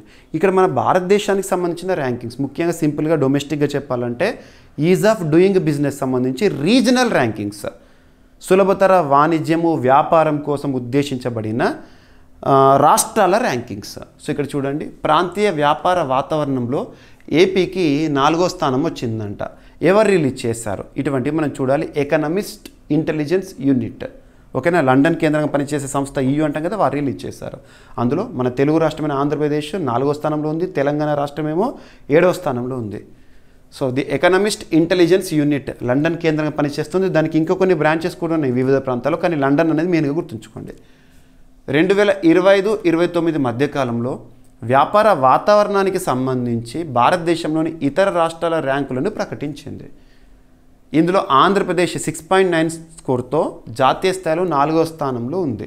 అంటే వ్యాపారానికి అనుకూలమైన రాష్ట్రాలకు గనక ర్యాంకులు ఇస్తే ఆంధ్రప్రదేశ్ 4వ స్థానంలో ఉన్నట. మరి ఏ రాష్ట్రము హై పొజిషన్, టాప్ పొజిషన్లో ఉంది అంటే తమిళనాడు. అక్కడ వ్యాపారానికి అనుకూలమైన పద్ధతులను కానివ్వండి, ప్రోత్సాహకాలను కానీ ప్రభుత్వం ఎక్కువగా ఇస్తుందన్నట్టు సింపుల్గా. Second Gujarat, next Maharashtra, next Andhra Pradesh, Karnataka, Delhi, ఓకేనా. 4th ఇక తెలంగాణ ఈ జాబితాలో 6.8 స్కోర్తో 7వ స్థానంలో ఉంది. సో ఇక ఇతర రాష్ట్రాలు ఏ స్థానంలో ఉన్నాయని చెప్పేసి ఈ ర్యాంకులను ఎకనామిస్ట్ అనే సంస్థ ఆర్థిక, రాజకీయ, మౌలిక సదుపాయాలు, నియంత్రణ, విదేశీ పెట్టుబడులు వంటి అంశాలను పరిగణలోకి తీసుకొని ఇవ్వడం జరిగింది. వివిధ అంశాలు, ఆయా రాష్ట్రంలో ఎటువంటి పరిస్థితులు ఉన్నాయి, వ్యాపారాన్ని స్టార్ట్ చేయడానికి, ఇండస్ట్రీస్ని స్టార్ట్ చేయడానికి, పెట్టుబడులను ఆకర్షించడానికి ఆ రాష్ట్రంలో ఎటువంటి పరిస్థితులు ఉన్నాయి, ఇటువంటి చాలా అంశాలను ఆధారంగా తీసుకొని ర్యాంకింగ్స్ ఇస్తారు. ఓకేనా. So extra information, economist intelligence unit London, New York, Hong Kong, Dubai కేంద్రంగా పనిచేస్తుంది. ప్రధాన కార్యాలయం మాత్రం మనకు మెయిన్గా లండన్. ఇక ఎకనామిస్ట్ ఇంటెలిజెన్స్ యూనిట్ ప్రముఖ అంతర్జాతీయ ఆర్థిక, రాజకీయ విశ్లేషణ సంస్థ. ఓకేనా. భారతదేశంలో FDI ఫారిన్ డైరెక్ట్ ఇన్వెస్ట్మెంట్ అంటే విదేశీ ప్రత్యక్ష పెట్టుబడులు. ఏ దేశానికైనా, ఏ రాష్ట్రానికైనా, ఏ ప్రాంతానికైనా ఎంత ఎక్కువ మొత్తంలో విదేశీ ప్రత్యక్ష పెట్టుబడులు వస్తే, ఎంత ఎక్కువగా FDIని అట్రాక్ట్ చేస్తే ఆ ప్రాంతమైన, రాష్ట్రమైన, దేశమైనా అంతగా పాజిటివ్ ఎకనామిక్ గ్రోత్ని చూస్తూ ఉంటుంది. ఓకేనా. సో ఈజ్ ఆఫ్ డూయింగ్ బిజినెస్లో భారతదేశము 63వ స్థానంలో ఉంది ప్రస్తుత అందుబాటులో ఉన్న ర్యాంకింగ్స్ ప్రకారంగా. ఓకేనా. ఇక భారతదేశంలో రాష్ట్రాల వ్యాపార వాతావరణాన్ని మెరుగుపరచడానికి department for promotion of industries and internal trade, ఈ శాఖ మినిస్ట్రీ ఆఫ్ కామర్స్ పరిధిలో పనిచేస్తుంది. వారు ప్రోత్సాహాన్ని ఇస్తారు. ఓకేనా. వారే FDIకి సంబంధించిన గణాంకాలను కూడా భారతదేశంలో రిలీజ్ చేస్తూ ఉంటారు. ఇక రక్షణ రంగానికి సంబంధించి, సో రక్షణ రంగానికి సంబంధించి ఎక్స్క్లూజివ్గా మనము పోటీ పరీక్షల క్వశ్చన్స్ చూస్తున్నాం. ముఖ్యంగా రక్షణ రంగానికి సంబంధించి వేటిపైన ఫోకస్ చేయాలంటే వార్తలు నిలుస్తున్న విన్యాసాలు, ఎక్సర్సైజెస్ ఇన్ న్యూస్. నెక్స్ట్ వచ్చేసేసి అంతర్జాతీయ స్థాయిలో రక్షణ రంగానికి సంబంధించి ఏమైనా నివేదికలు ఉన్నాయనుకోండి, ఉదాహరణకు SIPRI report, global fire power index, ఇటువంటివి. నెక్స్ట్ వచ్చేసేసి రక్షణ రంగ ఒప్పందాలకి సంబంధించి, ఉదాహరణకు DRDO, BDL మధ్య కుదిరిన ఒప్పందం, ఇటువంటివి. నెక్స్ట్ వచ్చేసేసి రక్షణ రంగ అవసరాలు తీర్చుకోవడంలో భాగంగా మన దేశానికి వస్తున్న దిగుమతులు, రక్షణ రంగ దిగుమతులు. నెక్స్ట్ డిఫెన్స్ అక్విజిషన్ కౌన్సిల్ వేటికి ఆమోద ముద్ర వేస్తుంది రక్షణ రంగానికి సంబంధించి. అండ్ ఫైనల్గా పూర్తి స్వదేశీ పరిజ్ఞానంతో తయారవుతున్న ఆయుధ సంపత్తి, తుపాకులు కానివ్వండి, మిసైల్స్ కానివ్వండి, లేదా ట్యాంకులు, యుద్ధ ట్యాంకులు కానివ్వండి, యుద్ధ విమానాలు కానివ్వండి, ఏదైనా. సో మనం ఇటీవల కాలంలో చాలా అంశాలు, దాదాపు ఎవ్రీ 2 డేస్కి ఒక టాపిక్ అయితే వార్తల్లోకి వస్తుంది ఇటువంటివి. సో ఈరోజు మనకి ఒక ఆర్టిలరీ గన్ సిస్టమ్ అనేది న్యూస్లోకి వచ్చింది. Advanced artillery gun system. ఇటువంటి చూసినప్పుడు దీన్ని ఎవరు తయారు చేస్తారో ఇంపార్టెంట్. ఓకేనా. సో పూర్తి స్వదేశీ పరిజ్ఞానంతో తయారు చేయబడిన attacks artillery gun system. So ఇక్కడ అబ్జర్వ్ చేస్తే advanced towed artillery gun system. Attacks అంటే ఏంటంటే advanced towed artillery gun system. ఓకేనా. విజయవంతమైన పరీక్షల అనంతరం భారత సైన్యం, ఇండియన్ ఆర్మీ పరిధిలో మొట్టమొదటి పూర్తి స్వదేశీ పరిజ్ఞానంతో తయారైన ఆధునిక టౌడ్ ఆర్టిలరీ గన్ రెజిమెంట్ త్వరలో ప్రవేశపెట్టనున్నారట. దీన్ని కమిషన్ చేస్తారంట. భారత ఆర్టిలరీ వ్యవస్థను ఆధునీకరించే దిశగా ఇది కీలక ముందడుగా చెప్తున్నారు. ఈ గన్ను సామర్థ్యం ఎంత అంటే 155 mm/52 క్యాలిబర్. సో ఇవి క్యాలిబర్ అంటే ఏంటి, ఇవన్నీ ఎగ్జామినేషన్లో అడిగారు. బట్ దీని గురించి ప్రత్యేకంగా ఈరోజు మనం వార్తాపత్రికలు చూస్తాం కాబట్టి ఇక్కడ చూడాలి. ప్రత్యేక లక్షణం ఏంటంటే సుదూర లక్ష్యాలపై అధిక ఖచ్చితత్వంతో దాడి సామర్థ్యం కలిగి ఉంటుందంటది. ఎవరు అభివృద్ధి చేస్తారు? DRDO, Defence Research Development Organisation. భారతదేశంలో రక్షణ రంగానికి సంబంధించి పనిచేస్తున్న అత్యున్నత సంస్థ డిఆర్డిఓ, వారు అభివృద్ధి చేశారు. ఇక టాటా అడ్వాన్స్డ్ సిస్టమ్స్ లిమిటెడ్ మరియు భారత్ ఫోర్జ్ లిమిటెడ్ సంస్థలు సహకారం అందించాయి. ఓకేనా. మేక్ ఇన్ ఇండియా కార్యక్రమంలో భాగంగా తయారైంది. రైట్. ఇక అటాక్స్ గన్ గరిష్ట ప్రయోగ శ్రేణి 48 కిలోమీటర్లు అంట. ప్రపంచంలో అత్యధికమైన రేంజ్ కలిగిన టోడ్ గన్లలో ఇది కూడా ఒకటి మన భారతదేశం వద్ద ఇప్పుడు ఉంది. ఓకేనా. సో డిఆర్డిఓ ఏర్పాటైన సంవత్సరం 1958. హెడ్ క్వార్టర్ వచ్చేసి న్యూఢిల్లీ. ప్రస్తుతం డిఆర్డిఓకి చీఫ్గా సమీర్ వి కామత్ గారు విధులు నిర్వర్తిస్తున్నారు. 2022 నుండి తన పదవీ కాలాన్ని మరొక ఏడాది పాటు పొడిగించింది. మే 31, 2026 వరకు తనే ఉంటారు. ఇటీవల కేంద్ర ప్రభుత్వము నిర్ణయం తీసుకుంది పదవీ కాలం పొడిగింపు. ఓకేనా. సో అటాక్స్ కంటే ముందు స్వదేశీ పరిజ్ఞానంతో రూపొందించిన మరొక గన్ ఏంటంటే ధనుష్. 2019లో సైన్యంలోకి అది కమిషన్ చేయడం జరిగింది. సో చూడండి మీకు ఎంత ఇన్ఫర్మేషన్ ఇస్తున్నాను అనేది. ఒక టాపిక్ ఉంది అంటే దానికి సంబంధించి ఇక పోటీ పరీక్షల కోణంలో ఏ ఒక్క చిన్న పాయింట్ కూడా మిస్ అవ్వకూడదు. అదే స్ట్రాటజీ మీకు ఇస్తున్నాను. ఓకేనా. సో లెంత్ గురించి ఆలోచించకండి. వీడియో లెంత్ అవుతుంది, సో షార్ట్ చేయండి, ఇలా ఆలోచించకండి. చాలామంది సార్ వీడియో లెంత్ అవుతుంది, 1 hour అవుతుంది, 50 minutes అవుతుందని. కానీ టైం కాదు మనం చూడాల్సిందే, టాపిక్ని. ఆ టాపిక్ ఎగ్జామినేషన్ పాయింట్ ఆఫ్ వ్యూలో మ్యాక్సిమం ఎంతవరకు కవర్ చేయాలో అంతవరకు నేను ప్రయత్నం చేస్తున్నాను. సో ప్రతిరోజు టాపిక్ని ఈ విధంగా మీకు స్లైడ్స్ చేసి ఎక్స్ట్రా ఇన్ఫర్మేషన్ ఇస్తూ సబ్జెక్ట్ లింక్ చేస్తూ ఎక్స్ప్లెయిన్ చేస్తూ వీడియో అందిస్తున్నాను. ఓకేనా. టైం తగ్గించడం కంటే కూడా టాపిక్ని కాన్సన్ట్రేషన్గా డెప్త్గా నేర్చుకుంటే మీకు కరెంట్ అఫైర్స్ కోణంతో పాటు జనరల్ స్టడీస్లో కూడా మ్యాక్సిమం స్కోర్ చేయగలుగుతారు. ఈ మాట వినండి. ఓకేనా. ఇక ఇప్పటికే డిఆర్డిఓ వారు అభివృద్ధి చేసిన ఇతర ముఖ్య ఆయుధాలు ఏమేమి ఉన్నాయని. సో బ్రాహ్మోస్ రష్యా సహకారంతో కానివ్వండి, and Arjun main battle tank కానివ్వండి, ఆకాష్ మిసైల్ డిఫెన్స్ సిస్టమ్ కానివ్వండి. ఓకేనా. ఇవన్నీ కూడా. ఇక నెక్స్ట్ వచ్చేసి రక్షణ రంగానికి సంబంధించి ఇంకొక టాపిక్, ఒక ఒప్పందము. National maritime domain awareness project విషయంలో ఏ సంస్థలో ఒప్పందం, దీని యొక్క ఉద్దేశం ఏంటి? సో ఇండియన్ నేవీకి సంబంధించిన ఒక అగ్రిమెంట్. మ్యారిటైమ్, మెరైన్ అనే పదాలు వచ్చినాయి అంటే అది నేవీకి సంబంధించి లేదా నావికా దళానికి సంబంధించింది. ఓకేనా. సో ఇక్కడ చూడండి, బెల్ మరియు ఎన్ఎండిఏ ఒప్పందము. సో జూలై 8, 2025 రోజున ఒప్పందం జరిగింది. ఒప్పందంలో ఎవరెవరు అంటే భారత నావికా దళం, Indian navy, next Bharat electronics limited. ఏదైనా ఒప్పందం గురించి మనం చూస్తున్నామంటే ఆ ఒప్పందంలో ఎంతమంది, అది బైలాటరల్ ఒప్పందమా లేదా ట్రైపార్టైల్ ఒప్పందమా చూడాలి. సో ఉదాహరణకు తీసుకుంటే ఇక్కడ ఇద్దరు భాగస్వాములు ఎవరెవరు, ఉద్దేశం ఏంటి? సో దేశ సముద్ర తీర భద్రతను పటిష్టపరచడం అనేది ఈ ఒప్పందం యొక్క ఉద్దేశము. సముద్ర భద్రతకు సంబంధించి సమగ్ర సమాచార సేకరణ, విశ్లేషణ, సమాచార భాగస్వామ్య వ్యవస్థను ఏర్పాటు చేయడం అనేది దీనికి సంబంధించి ఉద్దేశము. సో దేశ తీర భద్రతను పటిష్టపరచడం కోసము. ఓకేనా. రైట్.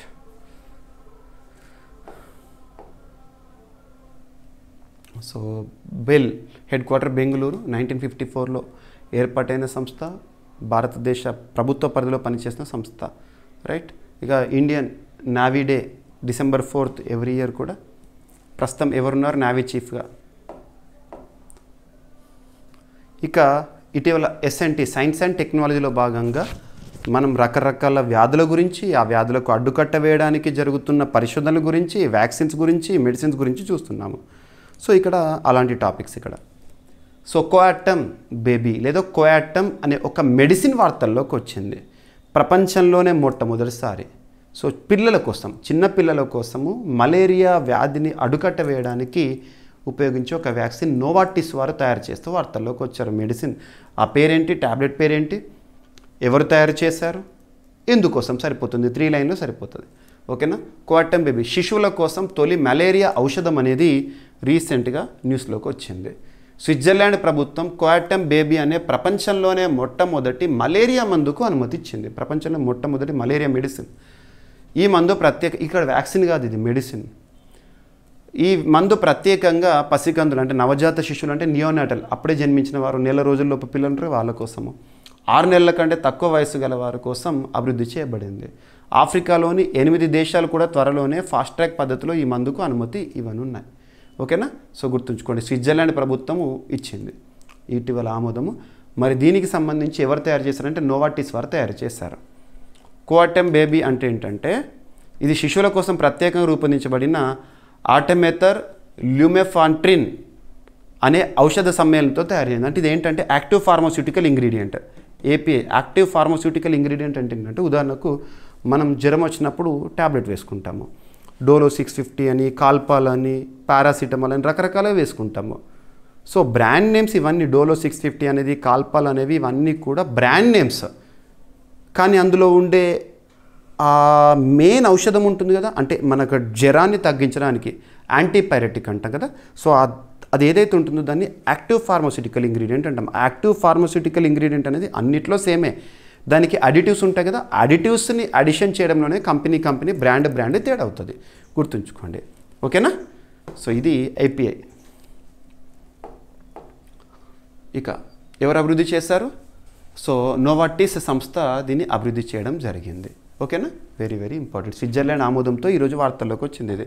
ఇక భారతదేశంలో మెడిసిన్ సంబంధించి కానీ, వైద్య రంగానికి సంబంధించి కానీ, Drug Control General of India important. At the same time clinical trials విషయంలో కానీ, పరిశోధనల విషయంలో కానివ్వండి, Central Drug Standards Control Organisation నుండి ముందస్తు అనుమతులు అనేవి ఇంపార్టెంట్ మన భారతదేశానికి సంబంధించి అయితే. రైట్. ప్రపంచవ్యాప్తంగా ప్రతి సంవత్సరం దాదాపు 6.19 లక్షల మంది మలేరియాతో మరణిస్తున్నారంట ప్రపంచంలో మలేరియా వల్ల. వీరిలో అధిక భాగము దాదాపు 5 ఏళ్ళలోపు చిన్నారులు, అంటే 80% 5 years అండ్ బిలో పిల్లలే. ఇక ఆర్టెమెథర్ ల్యూమెఫాంట్రిన్ను WHO అత్యంత ప్రభావవంతమైన మలేరియా మందుగా ప్రకటించింది ఏపీఐగా. WHO గతంలో ప్రపంచంలోని తొలి మలేరియా వ్యాక్సిన్ ఆమోదించింది, RTS అనేదని. ఓకేనా. రైట్. ఇక నెక్స్ట్ తరచూ వార్తలు నిలుస్తున్న అంశాల్లో IITs important. Indian institute of technologies ముఖ్యంగా కరోనా విపత్కర పరిస్థితుల కాలం నుండి రెగ్యులర్గా రిపీటెడ్గా మనం వార్తలు చూస్తున్నాం, డిస్కస్ చేస్తున్నాం, పోటీ పరీక్షలో క్వశ్చన్స్ వస్తున్నాయి. ఐఐటీస్కి ఎందుకు అంత ఇంపార్టెన్స్ వస్తుందంటే ఇటీవల వాటి యొక్క పరిశోధనలు చాలా పెరుగుతున్నాయి, వాటి యొక్క ఫలితాలు అద్భుతమైన ఫలితాలుగా చూస్తున్నాం. ఇప్పటివరకు భారతదేశానికి పరిమితమైన ఐఐటీలు విశ్వవ్యాప్తం అవుతున్నాయి అంటే వాటి యొక్క పురోగతిని మనం అర్థం చేసుకోవచ్చు. అటువంటి ఐఐటీస్లో ఒక ఐఐటి ఖరగ్పూర్, వెస్ట్ బెంగాల్ రాష్ట్రంలోని ఐఐటి ఒక ఇనిషియేటివ్తో న్యూస్లోకి వచ్చింది. ఆ ఇనిషియేటివ్ యొక్క ఉద్దేశం ఏంటంటే విద్యార్థుల్లో మానసిక ఒత్తిడిని తగ్గించి ఆత్మహత్యలను నివారించడం కోసం. మరి ఆ ఇనిషియేటివ్ ఐఐటి ఖరగ్పూర్ వారు తీసుకొచ్చిన ఇనిషియేటివ్ పేరేంటి అంటారో క్యాంపస్ మదర్స్ అనే ఒక అంశంతో ఇటీవల ఐఐటి వార్తల్లోకి వచ్చింది, ఐఐటి ఖరగ్పూర్. ఓకేనా. సో విద్యార్థుల్లో మానసిక ఒత్తిడిని తగ్గించి ఆత్మహత్యలను నివారించడం అనేది ఈ Campus Mothers Initiative of IIT Kharagpur యొక్క ఉద్దేశము. విద్యార్థులు తమ మనోభావాలు, సమస్యలు స్వేచ్ఛగా పంచుకునే వాతావరణాన్ని కల్పిస్తారు అక్కడ. సో ఏమైనా సమస్య ఉంటే స్వేచ్ఛగా పంచుకోవడానికి ఒక పాజిటివ్ ఎన్వైర్న్మెంట్ని క్రియేట్ చేయాలి. ఐఐటి ఖరగ్పూర్లో 2025లో ఇప్పటి వరకు 3 విద్యార్థులు ఆత్మహత్య చేసుకున్నారు. గతంలో ఐఐటి ఢిల్లీలో ఆత్మహత్యలు ఇలా పెరుగుతున్నాయి మానసిక ఒత్తిడి పెరగడం వల్ల. విద్యార్థులు సమస్యలు, భావోద్వేగాన్ని అర్థం చేసుకొని వారికి అవసరమైన సలహాలు, సానుభూతి అందించేందుకు ఈ కార్యక్రమాన్ని ఏర్పాటు చేశారు. బోధనేతర సిబ్బందికి ప్రత్యేక శిక్షణ ఇచ్చి వారిని క్యాంపస్ మదర్స్గా నియమిస్తారంట.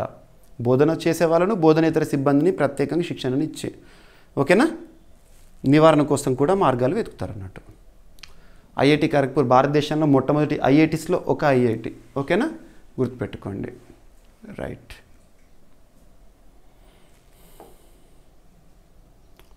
ఇక 9th OPEC ఇంటర్నేషనల్ సెమినార్ అనేది రీసెంట్గా ఆస్ట్రియా రాజధాని వియన్నా వేదికగా జరిగింది, నిన్న ప్రారంభమైంది. అందులో మన భారతదేశం నుండి హర్దీప్ సింగ్ పూరి గారు అక్కడ మాట్లాడడం జరిగింది. OPEC వాస్తవానికి OPECలో భారత్ సభ్యదేశం కాదు, లేదంటే Organization of Petroleum exporting countries OPEC.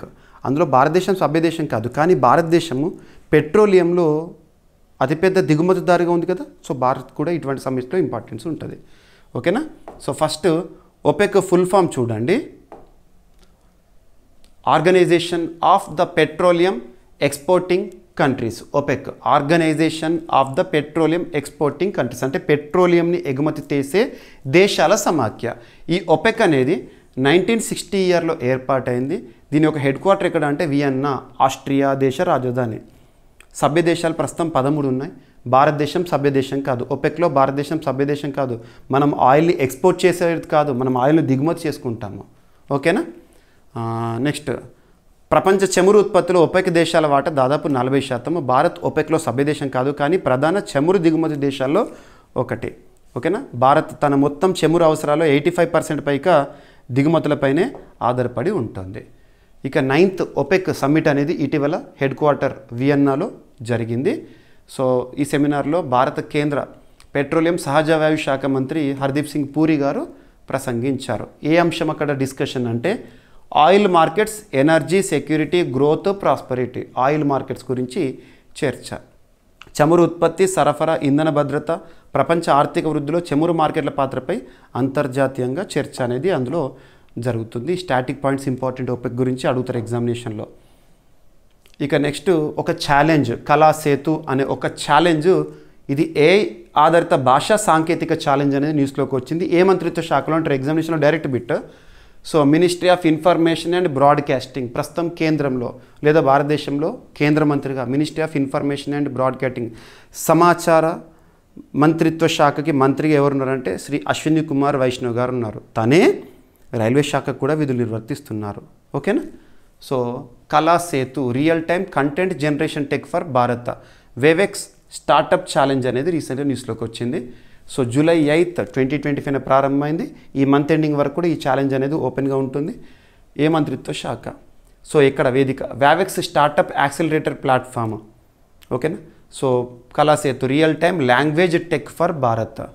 So లక్ష్యం ఏంటంటే బహుభాష AI ఆధారిత స్థానిక కంటెంట్ను అభివృద్ధి చేయడము, భారతదేశంలో భాషా అంతరాలను తొలగించి లాంగ్వేజ్ బ్యారియర్స్ని తొలగించి చివరి మైల్ వరకు, లాస్ట్ మైల్ వరకు సమాచారాన్ని చేయడం అనేది ఉద్దేశము, ఓకేనా. సో గుర్తుంచుకోండి, ప్రస్తుతం ministry of information and broadcasting మంత్రిగా అశ్విని కుమార్ వైష్ణవ్ గారు విధులు నిర్వర్తిస్తున్నారు. గతంలో ఉండే అనురాగ్ ఠాకూర్ గారు, ఇప్పుడు కాదు, ఓకేనా. ఇక భారతదేశంలో లాంగ్వేజెస్ అంటే దేశంలోనే అత్యున్నత చట్టమైన రాజ్యాంగం. దేశంలోనే అత్యున్నత చట్టమైన రాజ్యాంగంలో 8వ షెడ్యూల్. సో 8వ schedule official languages recognised by constitution గురించి తెలియజేస్తుంది. 22 భాషలు గుర్తింపు పొందినాయి, ఓకేనా. సో భారతదేశంలో అత్యధికంగా మాట్లాడే భాష హిందీ. హిందీ భాష మాత్రమే, హిందీకి స్క్రిప్ట్ ఉండదు, దేవనాగరిలో రాస్తాము. అత్యధిక మంది మాట్లాడే రెండో భాష భారతదేశంలో ఏది అంటే బెంగాలీ, ఓకేనా. కేంద్ర ప్రభుత్వం దేశీయ AI అభివృద్ధి కోసం 2023లో భారత్ AI అనే కార్యక్రమాన్ని ప్రారంభించింది, ఓకేనా. ఇక దివ్యాంగుల కోసము వారి సంక్షేమ పథకాల ప్రతిపాదనల కోసం కేంద్రం కొత్త పోర్టల్ని ప్రారంభించింది. ఆ పోర్టల్ వెబ్సైట్ గుర్తుంచుకోవాల్సిన అవసరం లేదు, కాకపోతే ఇక్కడ దివ్యాంగులు అనే టాపిక్ న్యూస్లోకి వచ్చింది కాబట్టి కొన్ని బేసిక్స్. సో దివ్యాంగులు పర్సన్స్ విత్ డిజేబిలిటీ అంటాం. వికలాంగులు, అదుటివారు అనకూడదు, గుర్తుపెట్టుకోండి. దివ్యాంగులు వెరీ వెరీ ఇంపార్టెంట్ వర్డ్, దివ్యాంగులు అనే వాడాలి. ఇక్కడ దివ్యాంగులకు సంబంధించి రాజ్యాంగంలో ఒక ఆర్టికల్ లింక్ చేయండి అంటే ఆర్టికల్ 41ని లింక్ చేయొచ్చు. దేశంలోనే అత్యున్నత చట్టమైన రాజ్యాంగంలో ఆదేశిక సూత్రాలు direct principles of state policy part 4 of Indian కాన్స్టిట్యూషన్లో ఉంటాయి కదా. ఆర్టికల్ 36 నుండి 51 వరకు మనం ఆదేశిక సూత్రాల గురించి చూస్తాము. అందులో ఆర్టికల్ 41 దివ్యాంగులు, వృద్ధుల గురించి ప్రత్యేకంగా వారి సంరక్షణ చర్యలు తీసుకోవాలి, సంక్షేమ పథకాలు ప్రారంభించాలని ఉంటుంది. మరి ఏ మంత్రిత్వ శాఖ? దివ్యాంగులకు సంబంధించి మనకు ఎక్కువగా ఏ మంత్రిత్వ శాఖ న్యూస్లోకి వస్తుంది? Ministry of social justice and empowerment, కేంద్ర సామాజిక న్యాయ సాధికారత వ్యవహారాల మంత్రిత్వ శాఖ. ప్రస్తుతం వీరేంద్ర కుమార్ గారు మంత్రిగా విధులు నిర్వర్తిస్తున్నారు. సో వారు ఈ పోర్టల్ని ప్రారంభించారు. మరి భారతదేశంలో దివ్యాంగులకు సంబంధించి చట్టము ఒకటి, persons with disability equal opportunities protection of rights full participation act 1995. తెలుగులో ఏమంటామంటే దివ్యాంగులు సమాన అవకాశాలు హక్కుల పరిరక్షణ సంపూర్ణ భాగస్వామ్య చట్టం 1995. దీని స్థానంలో దివ్యాంగుల హక్కుల రక్షణ చట్టము 2016 అనేది అమల్లోకి వచ్చింది. వారికి రిజర్వేషన్స్ గురించి కానివ్వండి, ప్రత్యేక సౌకర్యాలు అన్నీ కూడా ఈ చట్టం ఆధారంగానే అమల్లో ఉన్నాయి. సో ఇక్కడ వాళ్ళ కోసం ప్రత్యేక పోర్టల్. సో కేంద్ర ప్రభుత్వం దివ్యాంగుల సంక్షేమ పథకాల ప్రతిపాదనల కోసము కొత్తగా ఒక ప్రత్యేక పోర్టల్ని ప్రారంభించింది. ఆ పోర్టల్ పేరు గుర్తుంచుకోవాల్సిన అవసరం లేదు, అడగరు. ఓల్డ్ పోర్టల్ని నిలిపివేసి దీన్ని తీసుకొచ్చారు. దీన్ దయాళ్ దివ్యాంగ్జన్ పునరావాస కేంద్రం మరియు జిల్లా దివ్యాంగ పునరావాస కేంద్రాల కోసం వచ్చే ప్రతిపాదనలను సమర్థవంతంగా, వేగంగా, పారదర్శకంగా నిర్వహించడం అనేది ఉద్దేశం అంట. ఓకేనా, గుర్తుపెట్టుకోండి. ఇక కేంద్రంలో దివ్యాంగ వ్యక్తుల సాధికారత విభాగము పనిచేస్తుంది ministry of social justice and empowerment పరిధిలో. ఓకేనా, చట్టం 2016 rights of persons with disabilities act కొత్త చట్టం ఇదే. ఇప్పుడు ఈ దేశంలో దివ్యాంగుల కోసం ప్రత్యేకంగా గుర్తించిన రకాల సంఖ్య ఎన్ని వర్గాలు ఉన్నాయంటే 21. అంటే ఏదో ఒక వైకల్యం ఇందులో. ఓకేనా, ప్రతి సంవత్సరం డిసెంబర్ 3ని డిజబిలిటీ డేగా ప్రపంచవ్యాప్తంగా నిర్వహించుకోవడం జరుగుతుంది. ఇక 2015లో accessible India campaign Sugamya Bharat Abhiyan కార్యక్రమాన్ని కేంద్ర ప్రభుత్వం వీరి కోసం ప్రారంభించింది. ఓకేనా, ఇక నెక్స్ట్ క్యాన్సర్. సో క్యాన్సర్కి మనం ఇచ్చే థెరపీ అంటే కీమోథెరపీ. సో ఇక్కడ క్యాన్సర్కి ఏ ఔషధం అనేది ఆర్టిఫిషియల్ ఇంటెలిజెన్స్ అనేది క్యాన్సర్కి సంబంధించి ఒక టాపిక్ ఈరోజు న్యూస్లోకి వచ్చింది. మీరు వార్తాపత్రికలో చూడొచ్చు, మన వాట్సాప్ ఛానల్లో కూడా పోస్ట్ చేస్తాను, మీరు చూడండి. వాట్సాప్ ఛానల్ ప్రవీణ్ సార్ అనే పేరుతో, సో నా పేరుతో ఉంటుంది వాట్సాప్ ఛానల్. మీకు వాట్సాప్ ఛానల్ లింక్ని కూడా వీడియో కింద కామెంట్ బాక్స్లో ఫస్ట్ కామెంట్లో పిన్ చేస్తాను, ఫాలో అవ్వండి. మీకు maximum updates, minute to minute updates ఇస్తున్నాను అక్కడ. ఓకేనా, సో క్యాన్సర్ ప్రపంచంలోని అత్యంత ప్రమాదకరమైన వ్యాధుల్లో ఒకటి. ప్రపంచ ఆరోగ్య సంస్థ WHO జెనీవా స్విట్జర్లాండ్ కేంద్రం పనిచేస్తుంది. 2022లో ప్రపంచవ్యాప్తంగా క్యాన్సర్ వల్ల 97 లక్షల మంది మరణించారంట. WHO రిపోర్ట్ 2022లో ఇంతమంది మరణించాలని చెప్తోంది. అదే సంవత్సరంలో 2 కోట్ల కొత్త క్యాన్సర్ కేసులు నమోదైన. ఇన్ని కేసులు నమోదైతే ఇంతమంది చచ్చిపోతున్నారు. మరి అలాంటి క్యాన్సర్ మహమ్మారి నియంత్రించేందుకు వైద్య నిపుణులతో పాటు ఆర్టిఫిషియల్ ఇంటెలిజెన్స్ రంగంలో కూడా పరిశోధనలు జరుగుతున్నాయి. గూగుల్ మాతృ సంస్థ అల్ఫాబెట్కు అనుసంధానంగా పనిచేస్తున్న లండన్కు చెందిన ఐసోమార్ఫిక్ ల్యాబ్స్ అనే సంస్థ, గుర్తుపెట్టుకోండి, ఇదే ఇప్పుడు ఇంపార్టెంట్. సో గూగుల్ సంస్థ మాతృ సంస్థ ఆల్ఫాబెట్, గూగుల్ మాతృ సంస్థ మదర్ కంపెనీ ఆల్ఫాబెట్ కదా, దానికి అనుబంధంగా లేదా అనుసంధానంగా పనిచేస్తున్న ఒక సంస్థ, లండన్కి చెందిన ఒక సంస్థ ఐసోమార్ఫిక్ ల్యాబ్స్ అనే సంస్థ AlphaFold 3 అనే AI టూల్ని అభివృద్ధి చేసింది. ఇది క్యాన్సర్కి ఔషధంగా ఈరోజు వార్తల్లోకి వచ్చింది. ఈ AI ఆధారిత AlphaFold 3 టూల్ క్యాన్సర్ను నయం చేసే కొత్త ఆంకాలజీ డ్రగ్, ఆంకాలజీ అంటే స్టడీ ఆఫ్ క్యాన్సర్స్, ఓకేనా, అభివృద్ధి చేసింది. ఎవరు అభివృద్ధి చేశారు ఏంటో గుర్తుపెట్టుకోండి సరిపోతుంది. AlphaFold 3. ఓకేనా, ప్రపంచ క్యాన్సర్ దినోత్సవం ప్రతి ఏటా February 4th. Isomorphic labs London కేంద్రంగా పనిచేసిన సంస్థ. ఓకేనా, రైట్. భారతదేశంలో క్యాన్సర్ చికిత్స పరిశోధనకు ముఖ్య కేంద్రాలు ఏంటంటే టాటా మెమోరియల్ హాస్పిటల్ ముంబైలో ఉంది, ఎయిమ్స్ ఢిల్లీలో ఉంది, అండ్ MNJ క్యాన్సర్ ఇన్స్టిట్యూట్ హైదరాబాద్లో ఉంది. ఇక సైన్స్ అండ్ టెక్నాలజీలో ఒక మిస్లీనియస్ టాపిక్ అని చెప్పొచ్చు. మనం గగన్యాన్ ప్రాజెక్ట్ సంబంధించి చాలా అంశాలు డిస్కస్ చేసాము.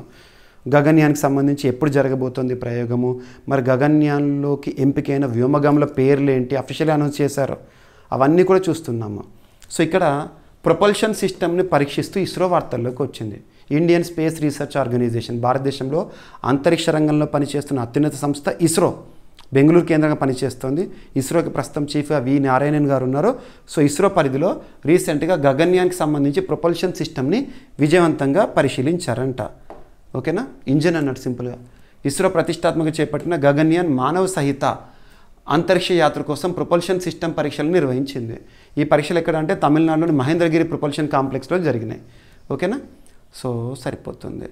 సో పరీక్షించిన అంశాలు ఏంటంటే liquid apogee motor engines, reaction control system thrusters, అన్ని దశల్లో ఇంజన్లు థ్రస్టర్లు నిర్దిష్ట పనితీరును అందించినాయి అంట.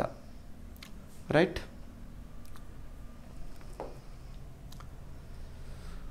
సో గగన్యాన్ భారతదేశం మొట్టమొదటి మానవ సహిత అంతరిక్ష యాత్ర ప్రాజెక్ట్. ఈ ప్రాజెక్టు మొదట ప్రకటించిన సంవత్సరం 2018 నరేంద్ర మోదీ గారు ప్రకటించారు. గగన్యాన్ ద్వారా ప్రపంచంలో 4వ దేశంగా రష్యా, అమెరికా, చైనా తర్వాత అంతరిక్షంలోకి మనుషులను పంపనున్న 4వ దేశంగా భారత్. ఓకేనా. సో గగన్యాన్ కోసము భారత వ్యోమగాముల శిక్షణ రష్యా సహకారంతో జరిగింది. రైట్. ఇస్రో 1969 ఆగస్ట్ 15న ఏర్పాటైంది. బెంగళూరు కేంద్రం పనిచేస్తుంది. వి నారాయణన్ గారు ప్రస్తుతం చీఫ్గా విధులు నిర్వర్తిస్తున్నారు. ఇక రాష్ట్రీయ అంశాల్లో తెలంగాణకు సంబంధించిన ఒక టాపిక్ ఉంది. అండ్ అభ్యర్థులు గుర్తుంచుకోండి, తెలంగాణకు సంబంధించైనా ఆంధ్రప్రదేశ్ సంబంధించైనా వార్తలు నిలిచిన అంశాలను మనం రీజనల్ ఇష్యూస్గా డిస్కస్ చేస్తున్నాం. 2 రాష్ట్రాలు ఇంపార్టెంటే. 2 రాష్ట్రాల అభ్యర్థుల కోసం మన డైలీ కరెంట్ అఫైర్స్లో ఏపీ టాపిక్స్ న్యూస్లోకి ఉంటే ఏపీ టాపిక్స్ చెప్తున్నా. నిన్న క్లాస్లో మీకు ఏపీ తెలంగాణ 2 రాష్ట్రాలే చెప్పాను. ఈరోజు తెలంగాణకు సంబంధించి ఒక టాపిక్ ఉంది ఇక్కడ. ఓకేనా. సో 2 రాష్ట్రాలకు సంబంధించిన న్యూస్ ఉంటే 2 రాష్ట్రాలు చెప్తాను. ఏ రాష్ట్రానికి సంబంధించిన న్యూస్ ఉంటే ఆ రాష్ట్రం గురించి చెప్తాను. ఒక్కొక్క రోజు ఎలా ఉంటుందంటే 2 రాష్ట్రాల్లో ఏ రాష్ట్రానికి సంబంధించి కూడా న్యూస్ ఉండకపోవచ్చు. కాబట్టి అబ్జర్వ్ చేయండి. ప్రతిరోజు చూడండి, అన్ని కవర్ అవుతాయి. తెలంగాణకు IESA అవార్డు అనేది రావడం జరిగింది ఇండస్ట్రీ ఎక్సలెన్స్కి సంబంధించి. సో బ్యాటరీ తయారీ రంగంలో తెలంగాణ అగ్రగామిగా నిలిచి 2025 సంవత్సరానికి గాను ప్రతిష్టాత్మక IESA ఇండస్ట్రీ ఎక్సలెన్స్ అవార్డుని గెలుచుకుంది. ఇండియా ఎనర్జీ స్టోరేజ్ అలయన్స్ వారు దీన్ని ప్రకటించడం జరిగింది. 11th India energy storage week సందర్భంగా రీసెంట్గా న్యూఢిల్లీ యశోభూమి కన్వెన్షన్ సెంటర్ వేదికగా తెలంగాణకి పురస్కారాన్ని ఇచ్చారు. తెలంగాణకి అవార్డు రావడానికి కారణాలు ఏంటంటే తెలంగాణ ప్రభుత్వం చేపట్టిన ప్రగతిశీల పారిశ్రామిక విధానాలు, రాష్ట్రంలో బ్యాటరీ తయారీ, శక్తి నిల్వలకు కొత్త పరిశోధనలు, సాంకేతిక అభివృద్ధికి ప్రోత్సాహం ఇవ్వడము, రాష్ట్రం అత్యున్నత శ్రేణి తయారీ కేంద్రంగా ఎదగడము. ఓకేనా. So India energy storage alliance IESA 2012లో ఏర్పాటైంది. Head quarter Pune. భారత్లో బ్యాటరీ ఎనర్జీ స్టోరేజ్ పరిశ్రమను ప్రోత్సహించడం అనేది ఉద్దేశము. ఓకేనా, గుర్తుపెట్టుకోండి. ఇక ఒక జీవి వన్యప్రాణి మరణిస్తూ వార్తల్లోకి వచ్చింది ఎలిఫెంట్. సో పేరు వచ్చేసి వత్సల. ఇటీవల మరణిస్తూ వార్తల్లోకి వచ్చిన ఒక ఎలిఫెంట్ ప్రత్యేకత ఏంటంటే 100 ఏళ్లకు పైగా జీవించి మరణిస్తూ వార్తల్లోకి వచ్చింది. సో ఏషియాస్ ఓల్డెస్ట్, ఆసియా ఖండంలోనే అత్యంత వృద్ధ ఏనుగు ఇటీవల పన్నా టైగర్ రిజర్వ్ ఎక్కడ ఉంది? మధ్యప్రదేశ్లో ఉంది. అది మరణిస్తూ వార్తల్లోకి వచ్చింది. ఓకేనా, డైరెక్ట్ గుర్తుంచుకోండి, ఎందుకంటే వైల్డ్ లైఫ్ సంబంధించి ఇటువంటి కూడా ఎగ్జామినేషన్లో అడగవచ్చు. ఆసియాలోని అత్యంత వృద్ధ ఏనుగు వత్సల రీసెంట్గా మరణించింది మధ్యప్రదేశ్లోని పన్నా టైగర్ రిజర్వ్లో. ఓకేనా, వత్సల అనేది ఆడ ఏనుగు. మొదట కేరళ నుంచి నర్మదాపురంకు తీసుకొచ్చారు, అనంతరం పన్నా టైగర్ రిజర్వ్కు మార్చారు. ఓకేనా, సో రీసెంట్గా ఇక దానికి సంటూ సమస్యలు, వృద్ధాప్య సమస్యలు అనుకోండి. పన్నా టైగర్ రిజర్వ్ మధ్యప్రదేశ్ చారిత్రక పట్టణం ఖజురహో సమీపంలో ఉంది. సర్వసాధారణంగా ఏనుగుల సగటు జీవితకాలం 60 నుండి 70 ఏళ్ళే, కానీ 100 ఏళ్లకు పైగా జీవించడం అనేది అరుదైన విషయము. అలా వృద్ధాప్య సమస్యలు, దానికి అనారోగ్య కారణాల సందర్భంగా మరణించింది. ఓకేనా, భారతదేశంలో ప్రాజెక్ట్ ఎలిఫెంట్ అనేది 1992లో ప్రారంభమైంది. ఇక ఈరోజు ప్రశ్న, ప్రతి ఒక్కరు సమాధానం ఇవ్వండి. సో ప్రతి ఒక్కరి నుండి నేను సమాధానం ఎక్స్పెక్ట్ చేస్తున్నాను కామెంట్ బాక్స్లో. సో ప్రాక్టీస్ అవుతుంది. రానున్న పోటీ పరీక్షలో పలానా అంశాల నుండి తప్పనిసరిగా ప్రశ్నలు వస్తాయని వేటినైతే నేను భావిస్తున్నానో అదే ఇక్కడ క్వశ్చన్గా ఇస్తున్నాను. ప్రతిరోజు ఒక ప్రశ్న, రేపు ఎక్స్ప్లెనేషన్ అనేది ఉంటుంది. సో జూన్ 24, 2025 ప్రారంభించిన నవ్య పైలట్ కార్యక్రమం యొక్క ఉద్దేశం ఏంటి? సో ఫస్ట్ నవ్య ఫుల్ ఫామ్ రాయండి, యాక్రోనిమ్ ఇవ్వండి. సో నవ్యాన్ని విస్తరించండి. నవ్య ఎన్ అంటే ఏంటి, ఏ అంటే ఏంటి, వి అంటే ఏంటి, వై అంటే ఏంటి, ఏ అంటే ఏంటి. అండ్ ఏ మంత్రిత్వ శాఖలు కలిసి ఈ కార్యక్రమాన్ని ప్రారంభించాయి? Very very important. ఇది పైలట్ ప్రోగ్రామ్గా ప్రారంభమైంది. సో దీని గురించి ఆల్రెడీ ఎక్స్ప్లెయిన్ చేశాను మీకు. నేను జూన్ 24 డైలీ కరెంట్ అఫైర్స్ వీడియోలోనే ఎక్స్ప్లెయిన్ చేశాను. ఏ రోజు టాపిక్ ఆ రోజు చెప్పేశాను. ఓకేనా, సో మరొకసారి మీ నుండి ఎంతవరకు గుర్తుందో పరీక్షించుకోండి. ఓకేనా, ఇక ఈరోజు టాపిక్స్. సో నమీబియా అత్యున్నత పురస్కారము భారత ప్రధాని నరేంద్ర మోదీ గారిని వరించింది. ఇక నెక్స్ట్ వచ్చేసి భారత్ నమీబియా సంబంధాలు, ఒప్పందాలు. ఇక భారత్ బ్రెజిల్ వాణిజ్య లక్ష్యం $20 బిలియన్.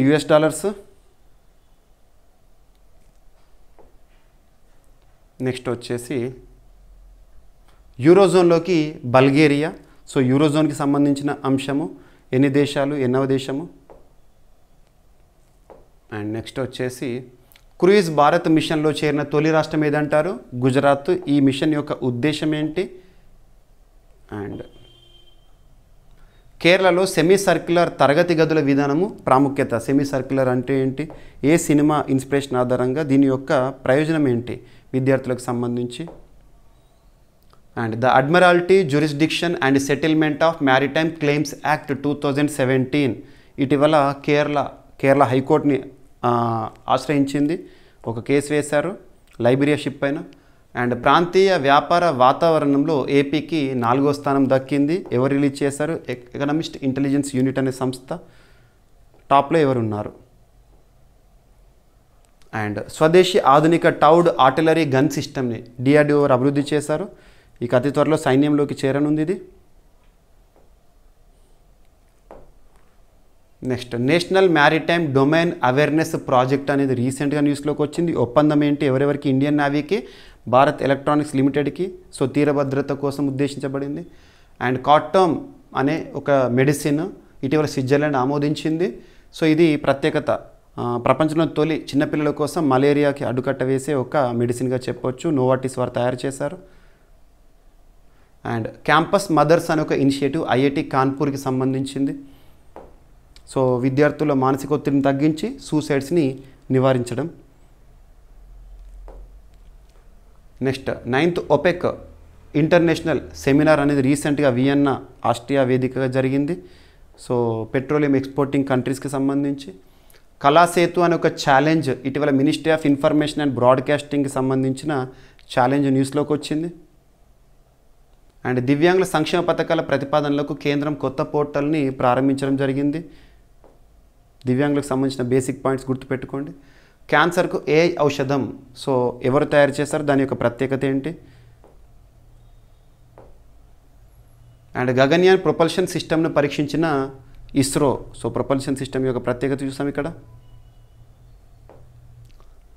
అండ్ తెలంగాణకు IESA అవార్డు. సో పారిశ్రామిక రంగానికి సంబంధించి బ్యాటరీ తయారీల విషయంలో ప్రత్యేకంగా గుర్తింపు. అండ్ 100 ఏళ్లకు పైగా బ్రతికిన ఒక వృద్ధ ఏనుగు వత్సల అనే ఒక ఏనుగు మధ్యప్రదేశ్లోని పన్నా టైగర్ రిజర్వ్లో మరణిస్తూ వార్తల్లోకి వచ్చింది.